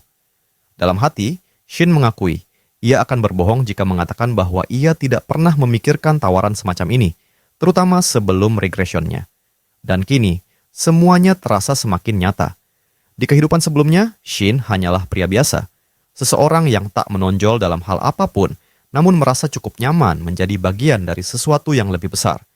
Ia pernah bergabung dengan sebuah guild kecil, tempat yang menampung mereka yang tak punya arah ataupun bakat istimewa.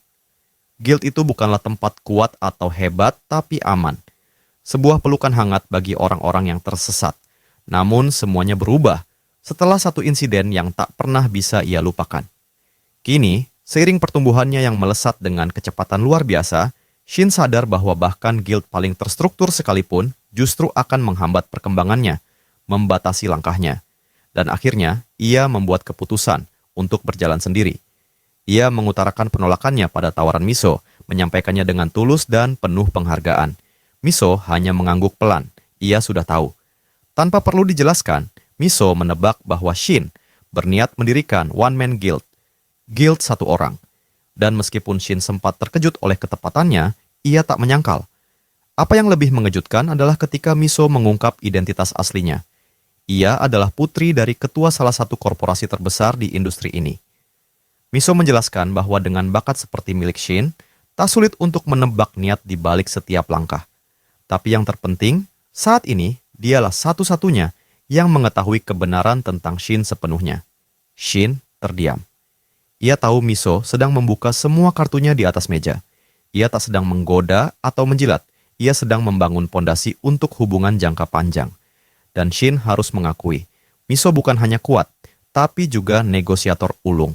Tak lama kemudian, di area pemukiman tak jauh dari kota pemain, dekat stasiun Jamsil, Shin berdiri di depan apartemen barunya. Depositnya 100 juta won dengan sewa bulanan 5 juta.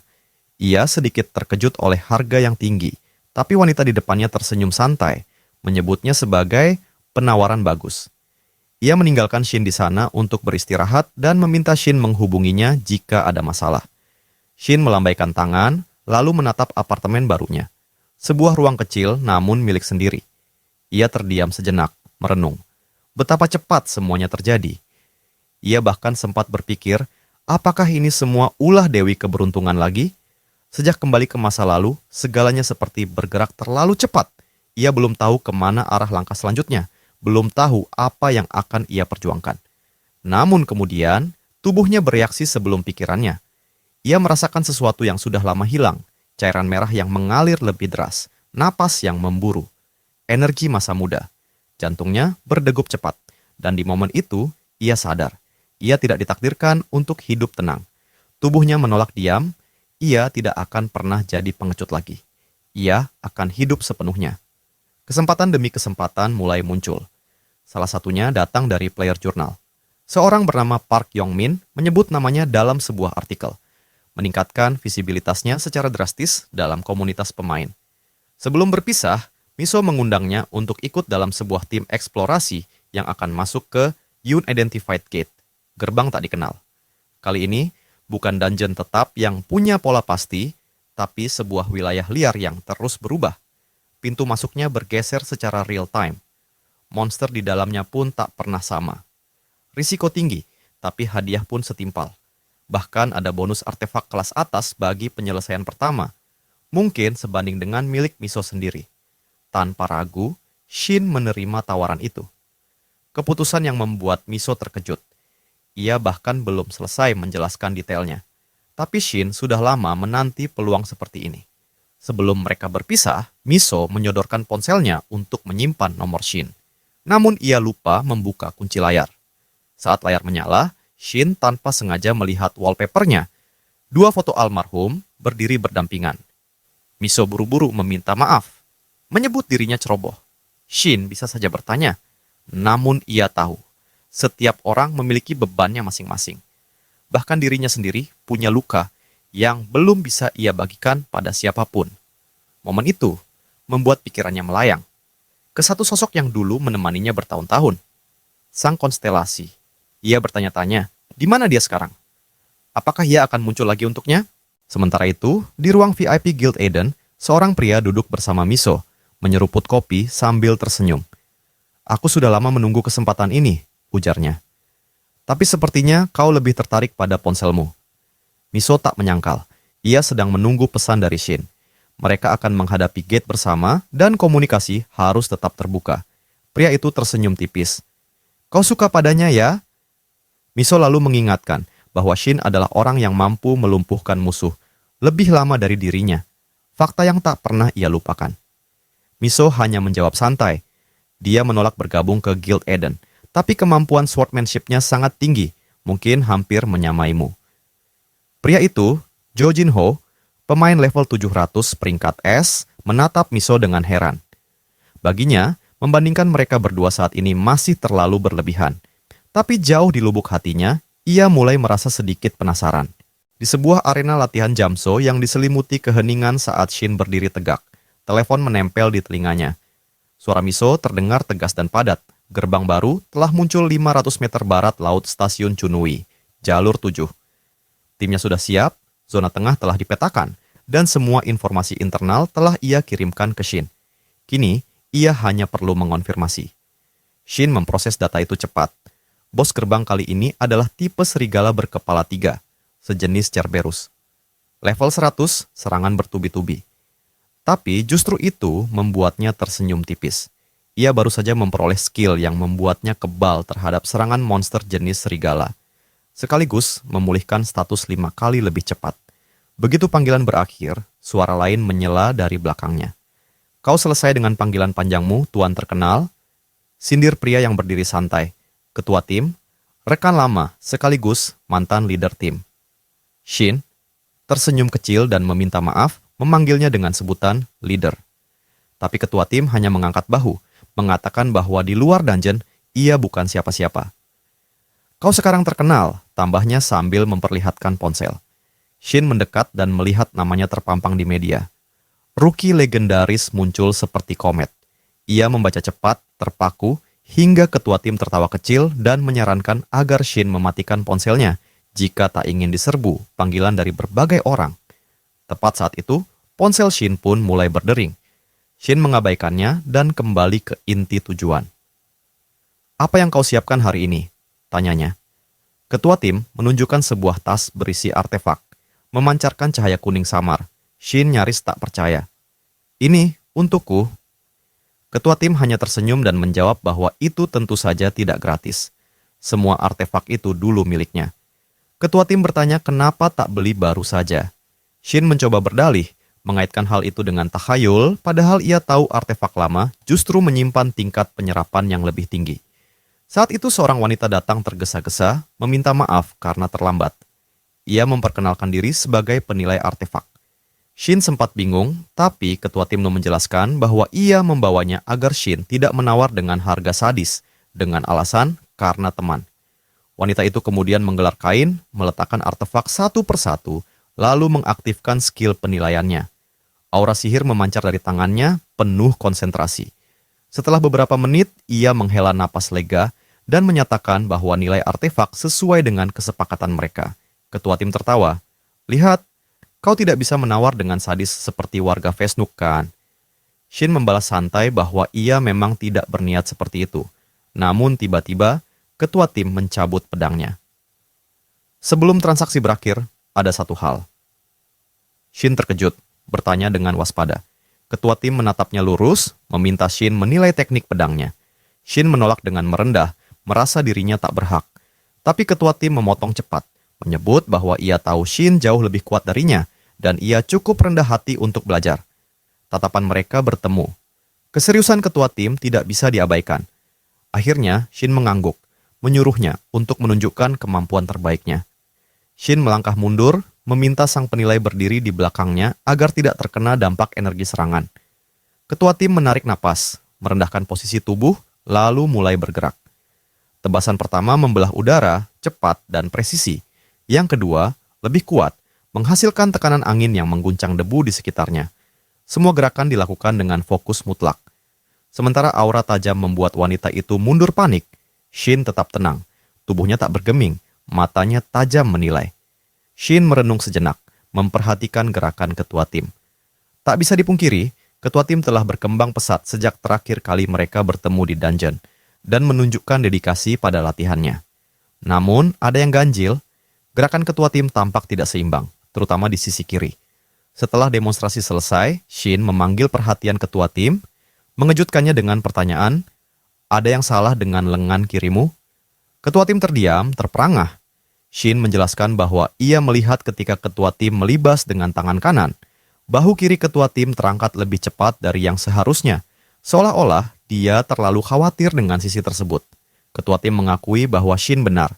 Dengan ragu, ketua tim menjelaskan bahwa cedera di sisi kiri tubuhnya sering terjadi selama pelatihan di dungeon, dan dia belum bisa memperbaiki kekurangan tersebut. Shin tersenyum tipis, meyakinkan bahwa masalah ini bisa diperbaiki. Tanpa basa-basi, ia memberi saran agar ketua tim tidak lagi bersembunyi di balik kelemahan itu, melainkan menyesuaikan gaya bertarungnya untuk mengakomodasi sisi kiri yang bermasalah. Ini bukanlah solusi mudah, tetapi Shin yakin perubahan tersebut akan memberikan hasil yang sebanding. Ketua tim tertegun, terkejut oleh kedekatan mereka, seakan ada makna lebih dalam dari yang terlihat. Wanita di belakang mereka hanya bisa bingung, memperhatikan interaksi yang terasa lebih dari sekedar latihan. Shin kemudian meminta ketua tim untuk bertahan sedikit lebih lama saat mengatur pegangan pedangnya, meski ia bisa merasakan bahwa ketua tim mulai merasa sakit. Sementara itu, wanita itu mengamati dengan canggung, mencoba mencari penjelasan atas tingkah laku aneh di depan matanya, membuka aplikasi ponselnya, dan mencari motivasi yang logis di balik interaksi tersebut.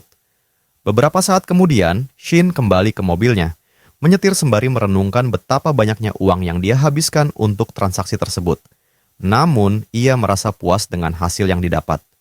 Ketua tim tampak puas dengan latihan mereka, meskipun wanita itu masih memandang mereka dengan tatapan aneh setelah selesai.